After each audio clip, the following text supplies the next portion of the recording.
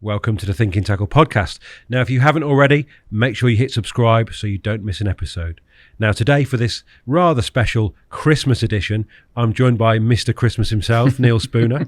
I like that introduction. You are probably the guy in my life that likes Christmas the most out of anybody I know. I'll take that. And I'm going to say it's started way before I had kids as well. Yeah. I've just always loved Christmas songs as well? Oh, yeah, they've been on in my van. Carp Christmas started in about October.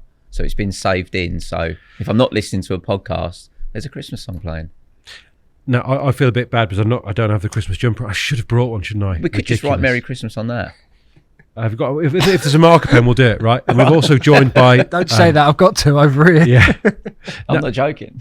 The one thing you're probably known for, perhaps even a bit better than your love of Christmas, is actually succeeding on fairly limited time. Now, I know you're kind of full-time these days and globe-trotting angler, but casting your mind back to a time when you were a 9-to-5 like the rest of us now. Yeah. You did all right, didn't you, on overnighters? And I think that relatability of that kind of fishing is what I really want to get across today. Okay, yeah, I did. In a weird way, I enjoyed the time restraints I had, if you like. It was often when, by the time I started, I mean, Lakelands was probably... I'd done lots of overnighters over the years, but from back when I worked in a tackle shop to when I sold cars, it was the only time I could squeeze any sort of fishing in was to leave work, get changed, get to the lake, get the rods out, and, pack up and go to work in the morning. Started at Korda, got a ticket on Lakelands. At the time, I was actually fishing the quarry, which has always been a very sought after ticket in Essex. Back in the day, it was quite an exclusive syndicate, and it was almost like a last parting gift from when I left the tackle shop. The guy that ran it come in to see me. I managed to get my ticket, but went into selling cars, and I'd never had so little time to go fishing. I found it quite hard, but work had to come first. Commission wise? Yeah, exactly. Literally had to pay the bills. Yeah. I left the job that I loved, and still look back with really fond memories from working in Wass's Fishing Tackle. But ultimately, if you're working in retail and you're not the owner, that the wages are limited. I'd met Sarah, who's now my wife, at the time my girlfriend. We wanted to go on holidays, wanted to think about buying a car, all the things that couples do. And on the money that you earn just in a tackle shop, it just wasn't enough. So I went to sell cars, and yeah, you're right, it's largely commission based. So if you're taking time off just to go fishing, you're not earning potential extra money. So work took over. If I was doing a night a month, I was lucky, So I missed it a lot, but put work first. Thankfully, Damien always stayed in touch with me, and I got the job at Korda, and it just freed up a bit of time. Weekends for a start. Don't work too many weekends. Or when I started at Korda, you'd have the odd show, the odd open day, never too much to worry about. But still, my fishing time, it was literally the second day at Korda we found out that we're expecting our first baby. So I squeezed as much fishing into that time as possible. But sort of going back to where this story started, I had a ticket on the quarry, and for some reason or another, I never really clicked with the place. You speak to a lot of people that have fished it, like Pecky. I think he still puts it as one of his favourite lakes he's ever fished, probably because he learned so much, he caught everything at a very young age. And for some reason, it just didn't click with me. And you would have caught the sort of very end of the heyday as well of the quarry. Yeah, I did. Or certainly that peak. I'm sure it's peaking again. Yeah, now. It is. Different fish, but no, definitely. I remember getting my ticket. I was desperate for it because there was a fish in there then called Bourneville. You'll probably remember Bourneville. Incredible carp. I remember getting my ticket. I remember Simon Hammersley catching it amongst a big hit of fish. It just looked amazing. I remember ringing him because I'd heard it had been out, and I knew he was on there. And I messaged him saying, mate, I've just heard Bourneville's been out over 40 pounds. And he replied, yeah, it has. It's in my net. And I was like, well, get in. But unfortunately, it was only a little while later that the fish died. So I never really got to fish for it. But it was, you had the big Lynn that was in there, the Radish, the Duke or the Hoover. There's always Ray, confusion, right? All of them, they were in there. And I caught a few of them. I never caught as many as I should have done, not because I'd often get along with the lake. I caught fish, but I wasn't fishing it with any regularity because of work. So even though I had what was considered then probably the holy grail of syndicate tickets, I just didn't fish it. I'd squeeze the odd night in. It's so unlike you on reflection that you don't rinse out like what you need from a ticket or what you want, like get value and then leave? Yeah, definitely. I mean, you know, some people call them bounty hunters if you want. They literally turn up, they've got one fish in mind and they catch it and they go. And I suppose I've had that mentality in that there's often a fish that I want to catch, but some people would see it as bad luck. I've often worked through the stock, and the one I really want has often been one of the very last that I catch. I see that as, you know, really fortunate. I think so many fish get overlooked purely because they're not the biggest in the lake, which is such a shame. So yeah, I've been fortunate over the years in the lakes that I've done my largely overnight campaigns. It's taken 2 or 3 years to catch the one I really want, but I've got such a lovely album that I can look back with fond memories. Well, I say that when I haven't lost the hard drive that they're all sitting on. But yeah, I've certainly had some good times. As you're, you know, in your role at Korda, you know, on the sales side of things, what sense do you get that about the kind of proportion of anglers that actually do these sort of same sessions as you were doing, and you know, overnighters by sort of by necessity, really? Excuse me. In a percentage terms, I would say there's. Do you know what? Just doing strict overnighters, I'd say there's probably 30% of anglers, which is actually quite a lot when you think about it. But there's probably another 30%, say, that only go out at weekends, that believe that the overnight style of fishing is too hard or the reward's not there. A lot of people, if they're not sitting at a lake for at least a 2-night, you know, getting to a lake on a Friday and not packing up till Sunday, they don't feel like the session's long enough. And I suppose part of this is to say that could not be further from the truth. You might have to tweak how you angle a little bit. You might have to cut your kit down so you're not taking everything with you. But if you get it right, you can catch as well as anybody else and catch the ones that you really want to catch. Yeah, and we're going to demonstrate through this, Neil, how you've actually managed to do that whilst literally doing the overnighters. And I think it's going to come down, like, no spoilers, but this is about effort, isn't it? Which is probably why it is difficult for people to do and prep. And that's what I want to talk about as well, is how you prep to make sure that the time you're at the lake is the most profitable it can be. Definitely. But let's walk through some of the lessons. When you walked onto Lakelands, what kind of an angler were you, and where were you now compared to perhaps where you are now? What were you lacking? What did you learn? I think when I walked onto Lakelands, I went for a social with a mate, Brad. Didn't really know what to expect. I'd never seen the lake before, and I suppose looking back in hindsight, I was not in the mindset of trying to, certainly not to target a single fish. It didn't enter my stratosphere to try and do that. I was, and I suppose to an extent still am, all about trying to get a bite. So, I would often set little traps. I would never put too much bait out. I was trying to do everything I could to, if a fish come over my spot, there wasn't too much choice for it, and I could nick a quick bite. And in hindsight, that probably cost me the opportunities of some of those bigger fish early days, because as it turned out, a lot of them, you know, liked a good help and a bait in front of them. There was so many tension there at the time that, looking back, my rigs might not have been as effective as they are today. So the chances are I was getting turned over by tench, spots were getting cleaned out, and I didn't really know that was happening. But it was a great learning curve, because I could look around me. There was good anglers on there at the time, and I could see that they were catching straight away and I wasn't. So I sort of started to pay a lot of attention. Let's have some names and tell us about what they were doing. But also, before we do that, tell me about Lakelands. What kind of a lake was it? What fishing did it demand, and also what fish were in there at the time? Okay, so it was extremely well kept. I think it got nicknamed the Garden Pond because you had statues about, you had beautiful gravel paths all the way around, lovely big swims, always cut grass. You had 2 other lakes on site. The owner, Gary, he was a very good match angler, so they were 2 well-run match lakes as well. So it's often quite a busy lake, not always on the syndicate itself, but there was always people around. Stock-wise, when I went for a guestie, I didn't know too much about it, but on site there's this little shed, and you had to sign in and out, write down anything that you caught.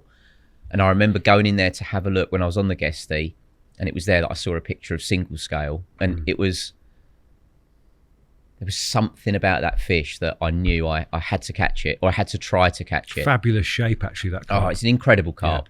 Yeah. And all the stories that I'd heard about it, it pulled your arm off when you hooked it. The colours on the thing, it just ticked every box for me that not just a big carp, but any carp should have.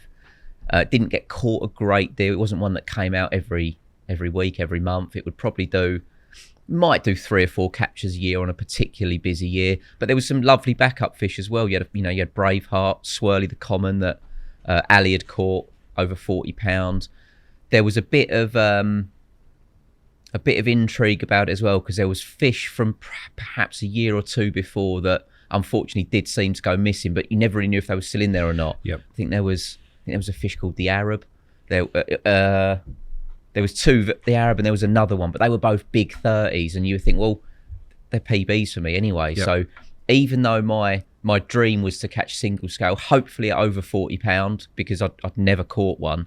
I don't think I'd ever fished for so many 30s in such a small lake. It was only, I'd probably say 6 or 7 acres. A few islands as well? Yeah, you did. You had, from when you first came in down the first track, you had a very snaggy area where there'd always be carp. And then over towards the back of the lake, a sort of much larger island leading around into the back bay, lots of overhangs, lots of weed.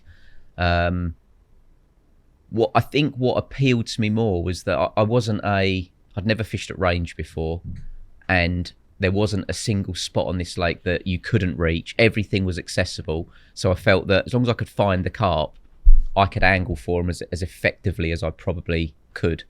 I'd like to think if I went back there now with a similar stock, and it's not, not trying to show off, but I've done a lot of fishing since then. My angling has definitely come on leaps and bounds. And I think you turn up there and I'd catch far quicker than I did back then. But that was part of the journey. That was enjoyable. The learning, the working out of a lake for yourself is always part of the puzzle. So what were you seeing from others, and who were these guys? Well, I've always been quite good friends with both of the Messenger brothers from working the tackle shop in Colchester. Exceptionally good anglers that caught some of the very best from the Yateley area. Well, and wherever they went, they caught them, and they'd fished it and were still fishing it. And I think it was Neil that was on there at the time. I think he was coming towards the end of his ticket as I was sort of starting mine. So it was often over, I'd watch him fish. There'd be quite a bit of bait going out, but I'd wake up in the morning and might have had one, and he might have had 2 or 3. I'm like, well, we're not fishing that dissimilar areas. Obviously, he was a long way ahead of me in that type of fishing, because he'd fished so many, really tricky waters. To him, I mean, Lakelands must have been like a runs water, because he'd fished the car park back in the day when there's a dozen fish he's fishing for, and in Lakelands there was probably 100 carp in less than half the size. So I think the type of fishing you've done before you step onto any venue dictates what you think of a water. Elliot was on there. I didn't really know Elliot too much at the time, but got to know him quite quickly. Elliot, in all fairness, I didn't really see him. I never saw him. We never fished loads at the same time, so I never really saw him sort of catching loads. He was flitting between lots of different lakes. Swirly was the one that he was desperate to catch. He'd caught single quite a few times. I think he had that. I think he had single 3 times over the years. But we were almost like ships in the night, because I was doing the overnighters. I was getting down to the lake at like 6 in the evening a lot of the time, maybe a little bit earlier if I could nick off work a bit earlier. But I'd be gone by 7:30. And Elliot was more of a session angler then. You were allowed to do 3 days at a time, or 3 nights. We had to move off, so he probably did 5. But I got to know him going into sort of the first winter that I did on there. Did you just feel sorry for this tramp-looking character? He was a proper tramp. I did feel a bit sorry for him. He needs good bit of food in him or something. he just never. I mean, from an angling point of view, he was ahead of me, no 2 ways about it. But from everything else, he just looked like a tramp living by the side of a lake, bless him. But, he doesn't look that different now. How quickly did you work out what needed to be done? Because you've seen like Neil Messenger putting quite a lot of bait out, which is a leap of faith for someone who's turned up for 12 hours, isn't it? Yeah, definitely. What I actually fell into a trap, which I've said before, I've always liked to get a bite. And I realised that around the first island that you came to, where anywhere you go, where there's snags, there's carp. And when you're fishing it a lot through late spring into the summer, the carp spent a lot of time going around that island. And because I was turning up for a night, I didn't want to blank. Never did. I've always believed that if you're consistent anywhere you go, the one you want or the bigger ones will come along at some point. You might have to go for a few more of the smaller ones, but that never bothered me. So if it was peg 7, if that was ever free when I turned up, I'll lazily admit that I'd often wouldn't even walk round. I knew there'd be fish up against them snags. And I knew that there was 2 spots that if I fished them right, I would almost 100% get a chance, even before dark. So I spent a lot of my early time on there just going down there and getting bites. And it coincided because I was doing a few more features for Korda. Not so much filming back then. It was more magazine stuff, out with yourself, maybe out with Jimmy. That if I wasn't doing anything for Korda, I'd be down at Lakelands. Otherwise, I could be somewhere else around the country. And it never bothered me because I was still fishing. That's all I was really worried about, getting the rods out. But the more time I spent at the lake, I would say 70% of the time I was in peg 7. And if I wasn't, it's because someone else was already in there. But I think once I really started to realize, I was lucky enough to catch some of the better ones from that zone in general. But the longer I was on there, going into my 3rd year, I'd spent more time at Korda, more time around anglers that were doing that sort of target style of fishing. And I started to realise that if I wanted to catch that carp, I needed to look at its past captures, where it got caught from, if there are any particular swims or particular areas that it did a lot of captures from. Then I had to ignore turning up and going onto the island to get a bite. And instead, I had to keep introducing bait into an area that it got caught from and try to drop myself in there as much as possible. And it was really difficult at first because I just like hearing the Delkin go. Yeah, and is this a pattern that you could identify on lakes that you subsequently fished, where actually the tipping point comes when you've caught your fill almost, and you think, do you know what? If I'm going to move off this lake, I want to catch that one, and it's not happening here, so I'm going to refine my approach. Definitely. So it's not that you go on there and just fish for one carp. You go on there, catch a load, and then the logical progression is, okay, well, how do I finish this? Exactly right. And I mean, I with Lakelands, I got the bit between my teeth with the snags, because at the time Ali had caught Swirly out of there. He dropped his ticket and he knew that I was fishing, and he knew, I'd come in from work. How'd you get on last night? Yeah, I had 5. And he'd be like, snags again? Like, yeah. And he was like, you're never going to catch one of the big ones from the snags. Right. And that sort of stayed with me. In a weird way, it made me fish it more because I really wanted to prove him wrong. And thankfully I did, because I was doing I'd done the night, and I'd had 3 carp before dark, or just into dark, off of the snags. And it was quite savage fishing. You had to be on your rod, couple of bleeps, the tip would go round, and you're walking backwards. And I didn't really, I knew that come night time, even being asleep, it takes you that extra few seconds to get on the rod. And I've never wanted to put a carp in any danger. So I'd often move the rods into open water for the night, get up at first light and start fishing it again. So I've done that. I've fished in open water. I've got up just before first light. I've got a rod back in position. I've put 1 kilo of bait on it, even though I knew that James was coming down for the day. Yeah, so we should point out this isn't a traditional overnight. For that one capture, I knew that I had the day ahead of me, but I still got up early. I've put 1 kilo of bait. Sail, I think. Was it sail at the time? No, at the time it wasn't. It was pre-mainline days. Was it? Yeah, it was. I was still using DT baits. And I made a conscious decision. I did so well through the winter using the cold water green beast that I would stick with it for a whole season, not switch on to a fish meal. I knew they liked, going back to the sail, I knew they liked that pale coloured bait anyway. And I thought, I've done so well, I'm just going to keep going with it. They were still rolling it throughout the summer months. So I put 1 kilo out and had a tench, put the rig back out, had a tench on the drop. So I actually left the rod back out of the water for another hour. Got the rods back out. Jimmy turned up and, how you getting on? You had anything? I said, yeah, I had 3 last night. I said, but I've been having a load of tench this morning. I said, but it's gone a bit quiet. I think the next bite will be a carp. And honestly, before James had even got his camera out, within seconds, that rod is away. And I've got it away from the island. In fact, in hindsight, it did do something different to the other fish, because the little ones, you'd get the bite and they'd charge in to try and get through the snags. But this one just gave a sort of few bleeps. The tip bent round, and as I've picked it up, it was sort of coming into the open water, into the weed. So I'm playing it in, laughing and joking with James. Saw a common roll about 30 yards out. And I think it was James said, "Oh, it might be swirly." Like, yeah, it might be. And then it rolled again about 15 yards out, and we're like, "My God, it is! It actually is." Is this on film somewhere? I don't know if that part of it is. There's part of me playing it, and maybe the landing of it, because James was behind me. Fair play to him. I think he was taking his shoes off to wade out. Yeah. But I knew that I was connected. Was there lilies in the game? Yeah, you had lilies round. You had lilies round to your left, and you had weed a bit further out. And I could see this fish. I knew it was a PB for me. And I've sort of looked at James taking his shoes and socks off, and I thought, I haven't got time for that. And I just walked out in my trainers. I'm just like, I'm getting to this fish as quickly as possible. So yeah, granted, it's not a typical overnighter, but every now and then a little opportunity to spend a few more hours by the lake would present itself. And that was my first of the A team, if you like, sort of ticked off of the list. Did you text Ali that morning? No, I waited. I waited till I got the pictures and then sent him a picture. And he asked where it was caught from, to be fair. And I said, yeah, it's off the snags out. Like you said, I never would. Stupid thing to keep on doing. But I keep going back to it. I love catching fish, always have done.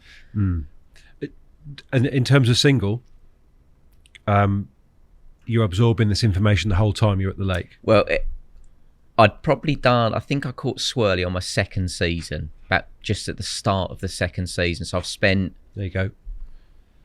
Yeah, there it is. Upper 30 at that point? Mid-30? 37.3. It had spawned out.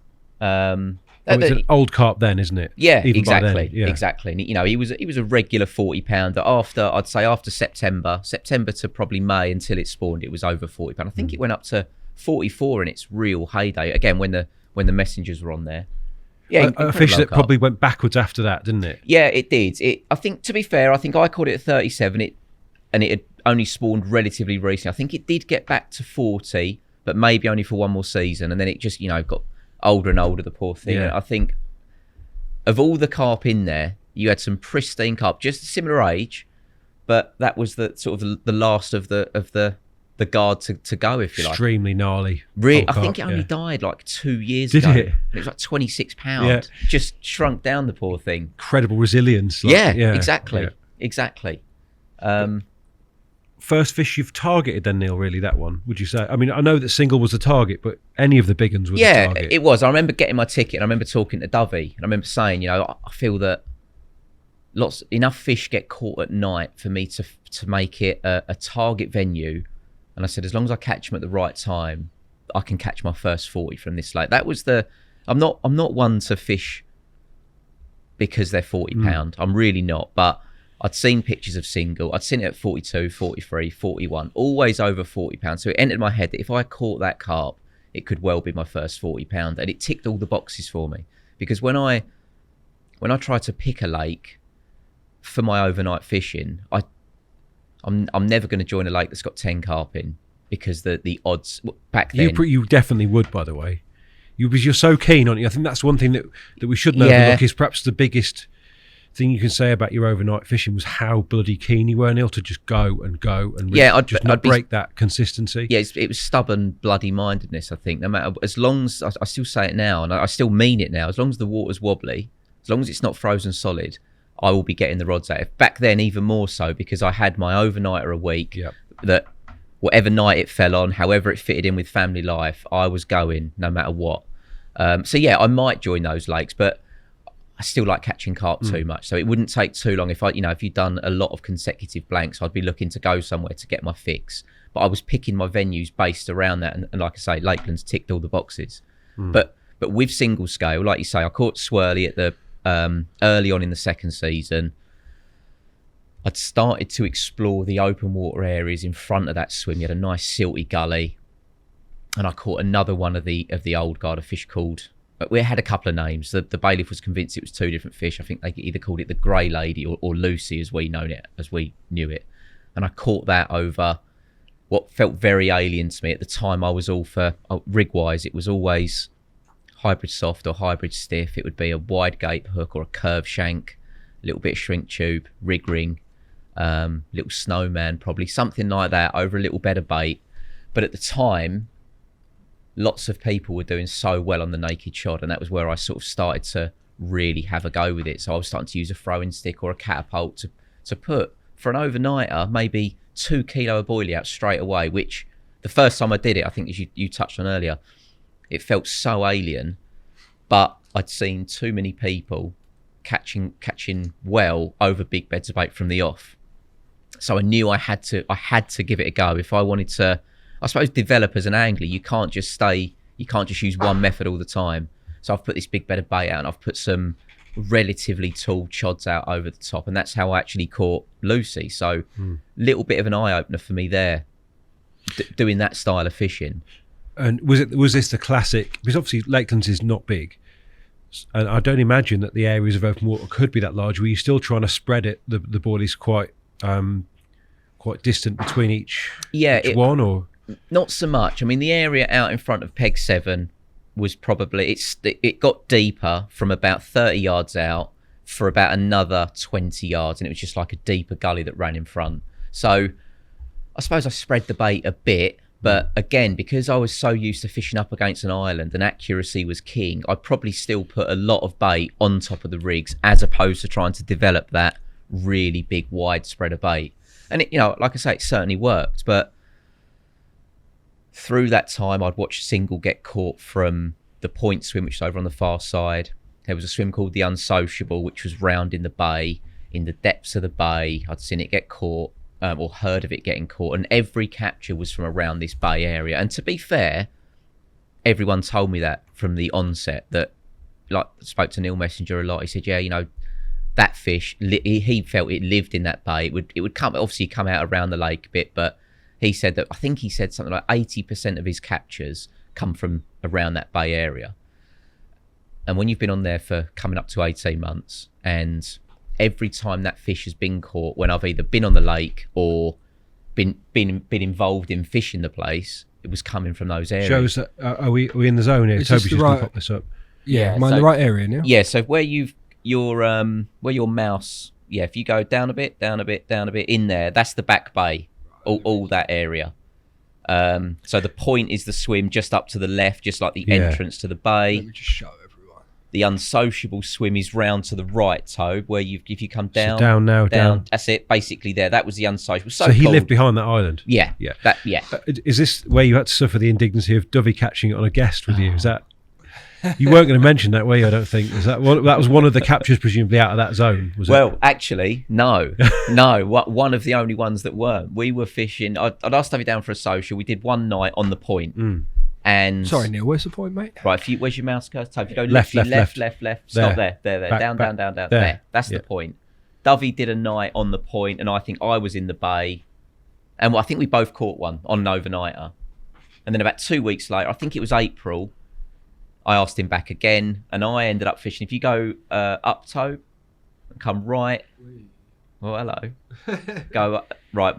Go left a bit. About.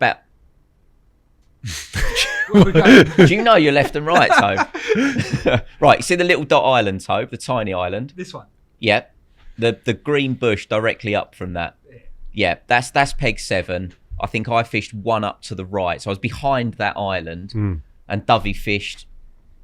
So you've gone back in your old boat hole? Yeah, well, it was free, and it was quite cold. And you tucking them up under the island almost? Yeah, exactly that. And Dovey fished to my right. Sorry, to the right as we're looking now. Yes. And I think it was swim 3 that he was in. A bit more open watery. Yeah. Exactly. And he put a zig out with an old hook bait on that he'd had on probably from the stove, rod on the deck, and within a minute it was away. And he landed I can't remember the size, but he landed one. I did the night. I was under the stars that night because it wasn't going to rain, but we didn't realise it was going to drop to like -4. And I literally woke up, my hat was frozen. The top of my hat was frozen. Yeah. But I actually had 7 fish that night, a ridiculous night. They were, and you're getting them back on the the dolly hole in the dark. The nice thing is, again, like I mentioned, that the lake wasn't that big. Not even that, because I was fishing it away from the snag slightly. I could fish up to the island. The snags were well to my right, so as long as I fished locked up, even if they kited, they couldn't get to the snag. So would this have been wraps at this stage, or were you marking with elastic? Wasn't even doing that. It was such a short cast. It was underarm flick. Yeah. So even if I got one at night, I could put my head torch on, lay it on the floor, head torch at the spot, and you could flick it until you got the right landing. Yeah. A few catapults of bait over the top. But again, every bite, I want to get my rod back out. And I've woke up, I'm playing one of my fish through the night, and Dovey's in as well. So I've gone up to him, like, oh, you got one on? He went, no. He said, the geezer opposite, there was a geezer fishing the point, a guy called Tango. And the Tango? The Tango. Right, yeah. And he'd had a bite, and I didn't realise at the time, he used to fish such light hook links. This fish has towed him across the lake. He's had to get in the boat. But as he's gone out in the boat, he's gone over the top of Dovey's Zig, and Dovey's Zig is now on the bottom of the boat. So he's hooked the boat. Oh, he's hooked the boat. Yeah. So Dovey's fuming. He's like, he just wants to go to sleep. And whilst this is all going on, whilst I'm talking to Tango's saying it's massive. Turned out to be like a really small common, like about 18 pound. So Dovey's like, great, I've just been wiped out by an 18 pounder. But I've then noticed that another one of Dovey's rods is hanging up against the bivvy. I'm like, have you had another one? He went, oh yeah. He goes, I had one an hour or so ago. I'm like, why don't you put the rod back out? He's like, oh, it's freezing. Can't be bothered. I'm like, no, mate, come on. I said, and I'll be honest, I've never been, I'll enjoy someone else's capture as much as my own. I'm like, the big ones are due. You've got to get that rod back out. So he did. Yeah. And then in the morning, I think I'm playing another one. I've heard him have a bite. We were only adjacent swims, and he's playing it in, and it is weeded him solid. So I'm like, don't worry, I'll get the boat. So I've got the boat. We've gone out. We don't even know if there's a fish on at this time because he's not felt anything for so long. All of a sudden, he's felt a kick. This fish has come up, like it popped out of the weed like a cork out of a bottle, and it's come up. And as it's turned down, you know, when a fish turns, you get the white under it, and just this big single scale. And he's just looked at me and went, that's single, innit? I went, yeah. A few more twists and turns, and it's in the net. Celebrating like a couple of madmen out in the boat. I think we got Elliot down to do the pictures. I think. Anyway, weighed it. Wrong single scale toe. Not your fault. You'll have to dig, Tobes. You'll have to dig that up from. If you can find that, then props to you because it's Dovey. It's hidden in the internet somewhere. Dovey with single scale from Lakeland. Yeah, we did the Telling Tales book, and Dovey was in there. Yeah. But anyway, Dovey had caught my target fish, which he immensely enjoyed. But in all fairness, so did I. And I said to him, we weighed it 39.12, and I said, look, as much as I'd love to be holding that now in April, start of spring. So I wanted it to be my first 40 pounder. So I'm glad you've had it, and I was genuinely pleased for him.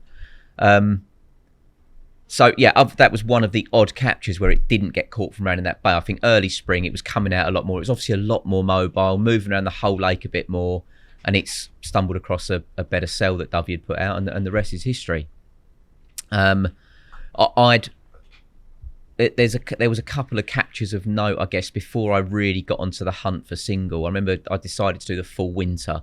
I spoke to enough people. There was enough carp in there, and they tend to hold up again towards that back bay area and didn't really move too much. So if you were consistent with your baiting up, and that was an important part of my fishing, I could only do one night a week, but it was the start of me pre-baiting and trickling bait into a zone. So it was well placed in that it was on the way to work. Let's talk specifics then. Yeah. How much, how often?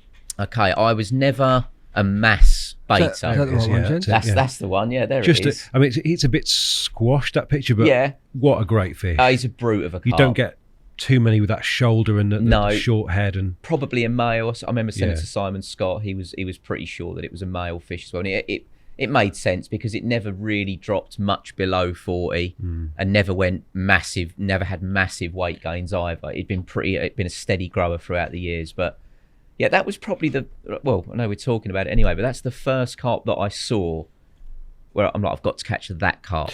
Doesn't matter how big it is, that carp is the one I want.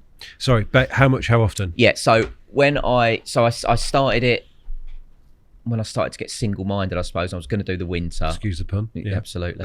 I was going down to the lake at least 2 times a week to bait up. Never baiting with a lot. I would probably only bait with maybe 2 kilos in a bit of a zone. I didn't. And this is still DT?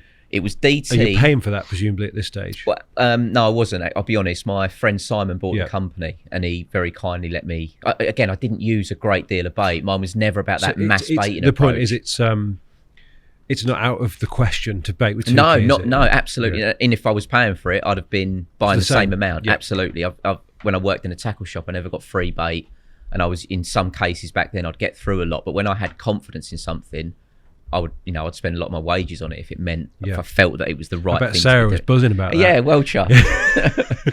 But so about 2 kilos twice a week, I would say. And then when I was fishing, I was setting traps again. So I was letting the bait do the work when I wasn't there. And it's a saying I've said a lot of the time, but I think pre-baiting or trickling bait into an area, you're still fishing. You might not be there, but there's no lines in the water to put the carp off or to put them on guard. They're just coming into a zone. And as long as you're regular with it, I think that's more important than just trying to stove a load in one go. If you can keep it regular, and they're used to finding it, even in the coldest of cold months, they'll keep feeding all the way through. And as I said, if the water's wobbly, I'll still be fishing. So I'd started this baiting campaign sort of late autumn into winter, and it was December the 21st. I'd done 2 nights in the area, not had anything. December the 21st, put the rods back out in the dark. Still wasn't wrapping up. I'd left, they're probably still in the ground now up behind the swims. I had bivvy pegs in that my butt of the rod would go against a certain mark, walk it out, find me bivvy peg, clip it up. What was the mark you were fishing to? Why had you chosen that? From the point swim, I was fishing 2 out into the open water and 1 onto this slightly raised plateau. So even though it was getting colder, it was just a deviation of clay sort of hump, or it was never gravel. No, right. I'd say clay. It was you got a good drop every time you landed on it, and if you fell off the side, you'd take much longer to go down, and there'd be a bit of weed as well. So you knew when you'd hit, you couldn't miss it. December 21st, I've had my first bite off it. 2:00 in the morning, had an absolute 1-toner, and from memory, it was a 23-pound common. Tango was fishing further up to my left. He kindly come and did some photos for me, and I was buzzing. I went back down let me get this right, I caught it on the 21st. I think I went back down the following day to put a bit more bait out because I didn't have any with me to top the spot up. So I've gone back down, and the plan was to go back down on the way home from work on Christmas Eve to put a bit more in, because I don't tend to do Mr. Christmas. Yeah. Christmas was a time to be spent at home. I might get out for the odd day, but I wouldn't often do a night in that Christmas period. So I wanted to give him a little bit of bait on Christmas Eve, and I'd tried to get back down again.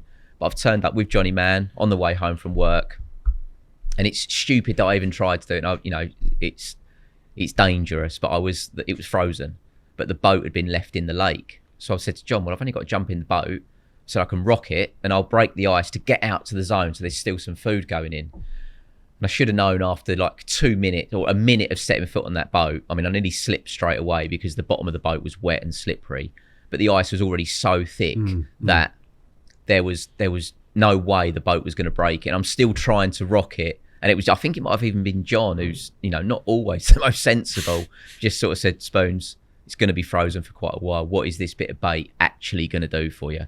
And I straight away realised he was right. So that was it.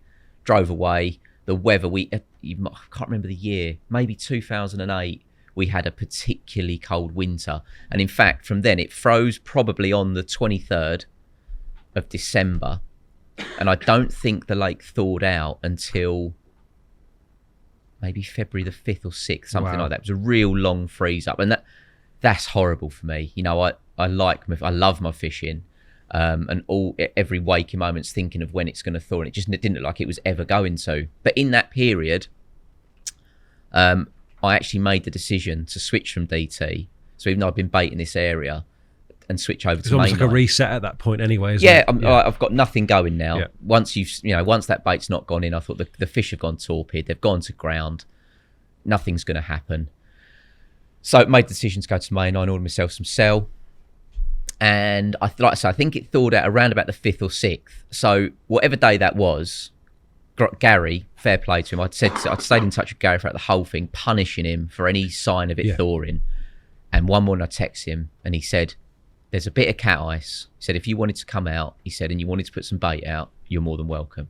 So straight away, and that's the other thing, it's a case of setting my alarm for a bit early that morning. I set it for 5, got out of the house, so I could get down the lake, bit of bait in hand. First time I've used cell, put a bit just into that same zone, crack the ice in the area. I remember feeling the water, and obviously it's going to be freezing. But you put yourself off easily with that. And I didn't because I needed to go fishing, but I just like, no, they're not going to be moving. And you're on the cusp of spring by now. Yeah, it's coming. You're a couple of weeks away. Yeah, so, exactly. Yeah. So I put this bag of bait in. It wasn't anywhere near 2 kilos. It was like probably a couple of hundred boilies. I thought, I don't want to load it. If they're really not going to eat, I don't just want it sitting there. A couple of hundred boilies. I thought, even if the carp don't eat it, the tench might. And the following night, I had an overnighter sorted. So I've left off work. Hence why you dialed back the bait, or exactly. Yeah, I didn't want to fill it in a time where I didn't expect them to be moving too much. But in my mind, I'm still thinking, well, even if a couple of carp have a few boilies, it's going to increase my chances. I do want to concentrate on that for a second, because it's something that I'm always vexed by. Is you can bait, and ideally you probably want to leave it 2 nights, let's say, I would before say you fish. Depending on the quantity you're putting in. But is it better to bait the night before and have had bait in the area, albeit less, or not bait at all? You know, like it's a in fair the winter. one. I mean, like, For me, I would still rather have a limited amount of something than nothing at all. Because for me, then if you're turning up with nothing at all, bear in mind it's been frozen for the best part of 2 months. I've got a very, very positive outlook on everything. So in my mind, with them probably a couple of hundred boilies down there, and they're starving. Carp's had something. Something has swam near that. It's landed near that, and one of them's eating something. And often that can be all it can take. That spark of, a very digestible food source that they can eat and enjoy, and they might have another one, meant that when I turned up for the night, I'm only going to fish like stringers or bags over the top. They might just nick my hook bait while I'm there. But, and there is a big but, I did exactly that. I got down the lake. I've cast I think I might have took not a half day, but I took an extra couple of hours just so for that first time back, I could just check the spots a little bit and get the rods in position. Because you're struggling for light all through these wintry months, aren't you? So it massively backfired because I got them all set absolutely lovely. And about an hour after dark, a swan just wiped all 3 of my rods out, all 3. And you're just sitting there. I was cursing, but at the same time, I'm like, well, I know the marks. I know where they've got to go. It wasn't a big technically deal. Not too bad. No, and that's that again. Lots of people, especially once it comes to winter time, because they, very often you can't see your rods going out. It puts a lot of people off. But as long as you've got your horizon marker, as long as you've got your spots marked, it's much easier now with distance sticks. I always say fishing in the dark, it is the same as getting them out in the daylight. You've just got to gain that confidence in doing so. But I very quickly got my rods back out, and as I'm sat there, the weather's turned again, and where my rods are sat, the swim started to freeze up. And it was Alan Perry text me saying, how's it looking? And I replied something along the lines of, Al, I'm the most positive person ever, but I am questioning what I'm doing out here. I said, the swim is freezing up in front of me. And he replied with the classic, if your rigs are in the water, there's always a chance. So I'm like, yeah, you're right. I remember going to bed, freezing cold. Again, I was still crazy. We wouldn't have a door, just wouldn't have a door on my bivvy back then. To be honest, mate, hardly makes a difference, does it? Really, but no, it doesn't. But it does make a bit of difference. Ground sheet is the thing I should use more, but still never do. Yeah. Anyway, fell asleep. And weirdly, almost bang on 2 a.m., the same time I had my last bite on my last trip, the same rod, the bobbin's pulled up tight, and I remember turning my head touch on, looking at it, bobbin was just jammed up.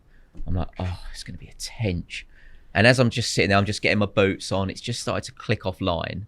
And I'm thinking, hang on, I've got quite a tight clutch on that. That's a carp. So I've come bounding out. I've picked up a little bit of back winding. Fish didn't do a great deal, but it still felt quite heavy. I'm like, this is quite a good fish. And bundled it into net. Before I even looked at it, I had to warm my hands up because where I'd bent down to pick the net up, it was frozen. I've had to sort of get the net wet because it was literally a frozen block of triangle. And I put my hands in the water and it was freezing. So I've netted this fish, jumped back in the bivvy, sat on my hands for a bit, went out to have a look, and it turned out to be a fish called the long common, which I think, Tobe, you have got a picture of. Great fish, to be fair. Mega carp. Yeah. Never saw it again. Never ever saw it again on the bank. The only time I ever caught it. And I was absolutely buzzed for many reasons. I mean, you can see how cold it is there, can't you? Yeah, you can just see in the background as well, in the time it took I caught it, as I say, about 2 a.m. You can see faint bits of sleet on the bank. It snowed after I'd caught it.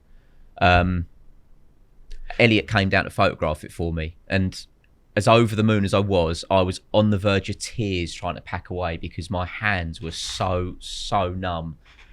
But it worked in both ways because I knew where the carp were still, and it was the first bite I'd had on cell. So it was a big confidence boost. I'm like, I know they're going to eat it. I knew they were going to eat it anyway, but I'd used DT for so long. It was a bit of a leap of faith in my mind. It was only constant punishment, I suppose, from Al that made me take the plunge. I mean, the more you look at it, Neil, the better that fish gets. That's cool. It's a I mega think it's carp. better. It's better than swirly. But yeah, How big was it, mate? That one? It was just over 34 pound. So a real sizable winter and a carp real as well. cold water. No, like I say, early Feb, and the following day the lake froze back up for another 2 weeks. Does it help at this point that you're working in a company where the culture of overnighters is understood? Massively. Because Korda is certainly back then. I don't know what it is now, but it wasn't a place, this was just before I joined, but even so, it wasn't a place where people did loads of time, contrary to what people might expect. No, absolutely. Most lads were fishing overnight, so you were all coming in. Hanging up your nets was a sign of success. Yeah, wrapping your hands around the first coffee of the day or whatever, and it was almost that shared experience. It was, and no matter what, straight away I could be on the phone to Damo, whoever it might be, and just say, like, I've got one. And like, oh yeah, get some good pictures. We'll see you when you get in, and you tell the story. And that's always been the great thing about working here, is that you're working with so many like-minded anglers that you're walking through the corridor, you've got the biggest smile on your face, and people know you've had one. Yeah, I mean, I guess in that day there was no one else who'd been out, presumably. No, I was, from memory, the only crazy one. And did that mean? Did that success mean that it was like tunnel vision at that point, with single in mind in that area? Yeah, well, it was, but the problem I then had was that after I'd caught it, I left a bit of bait on the spot and it froze again for 2 weeks. So that little 48-hour window. You wish you'd filled it in, didn't you? Yeah, well, you couldn't believe that it gone so cold again so quickly, but that little mild spell was enough to nick one. And the problem back then, doing a lot of the shows up and down the country, I was often away from a Friday to late on the Sunday, missing the family time. So my night that week I wouldn't do. And your last one's Farnborough in like early March, probably? Exactly, yeah. So, and we did a few others back then. So yeah, lots of that. Once I'd caught that one, it then froze. Then it's show season. And I couldn't tell you when I did my next night, but it was in that period that I realised I had to focus on, I had to stay with that area, accept that I was never going to catch as many fish, but that was the way of realising my dream of catching the one that I really wanted. And it all came about in a nice way. I decided to change bait, not company. But years before, when I worked in a tackle shop, I'd used quite a few of the baits from Mainline and always loved the Activate. And everyone was using Cell. I'm like, well, while I'm coming down and trickling it in, as much as I know it's working for me, I felt that it was working for everybody else as well. So I decided to change it up a little bit, go to the Activate. And it was the time where I really went with it. The tench were running riot. I could turn up in the back bay. I could put what felt like a lot initially, 1 kilo of bait onto the spot, 2 kilos of bait onto the spot, 2 rigs next to each other, and have 5 tench, one after the other. The water must be warm at this point, then. Yes, it is, yeah. We're into, when I started to go through that, it was well after spawn. It was probably July that I really started to hammer the bait into that area. But at the time, there was another incredibly good angler on there, Luke Stevens. He'd come and got his ticket. He was after single as well. And where I had 1 night a week, Luke was probably doing 3 overnighters, but I'd probably never seen anyone quite so keen that had, his life was evolved around that type of fishing. Yeah. And he was going to catch that carp. So I suppose we were both battling it out in the back bay. Luke was catching lots and lots of carp. And I felt that it was a matter of time before he caught it. And he actually texted me. I was on holiday with the family and I knew it was close. Why is it always when you're on holidays? Always. A couple of days in, get a call from Luke. I'm like, right, he's caught. So I've spoke to him. And bless him, he apologised. He's like, I'm like, what are you apologising for? It's like, well, you're getting, and he said, you've got limited time. You've been on there for a while. And he goes, I've caught it. I went, mate, we're all there for the same reason. He's the nicest bloke, isn't he? He's such a nice bloke. But I sort of jokingly said, don't worry, mate, I'll have it next. And single had quite a pattern. Like I said to you, it did 3 or 4 captures a year. It would often do a capture and then about 3 weeks later do another one. So I said to him, in a few weeks, it'll be due again. And 3 weeks, 3 days after Luke's capture, I was set up in the back bay, but I started to look for areas, because even though I was spending time in the back bay for a night a week, so were other people. everyone knew that single got caught from that area. Everyone wanted to catch it. So I started to look for spots that no one else would be fishing. And I found a spot that you could wade out from the swim. You could walk down the edge, sort of cut back a little bit. And I found this perfect little polished area in amongst a load of leaves on the bottom. There was just one real clean area. I'm looking at it thinking, that's been fed on really recently. No one else, there's no way to get to that spot unless you're wading out. And lots of people weren't doing that, didn't want to do it, weren't keen enough to do it, whatever the reasons might be. I saw that spot as a little opportunity, so I carried on baiting the main area out in front. But by now, I was doing overnighters and putting 4 kilo out as soon as I turned up, because I had to keep the tench at bay. And at first, again, felt alien, but I started to catch 4 or 5 carp a night.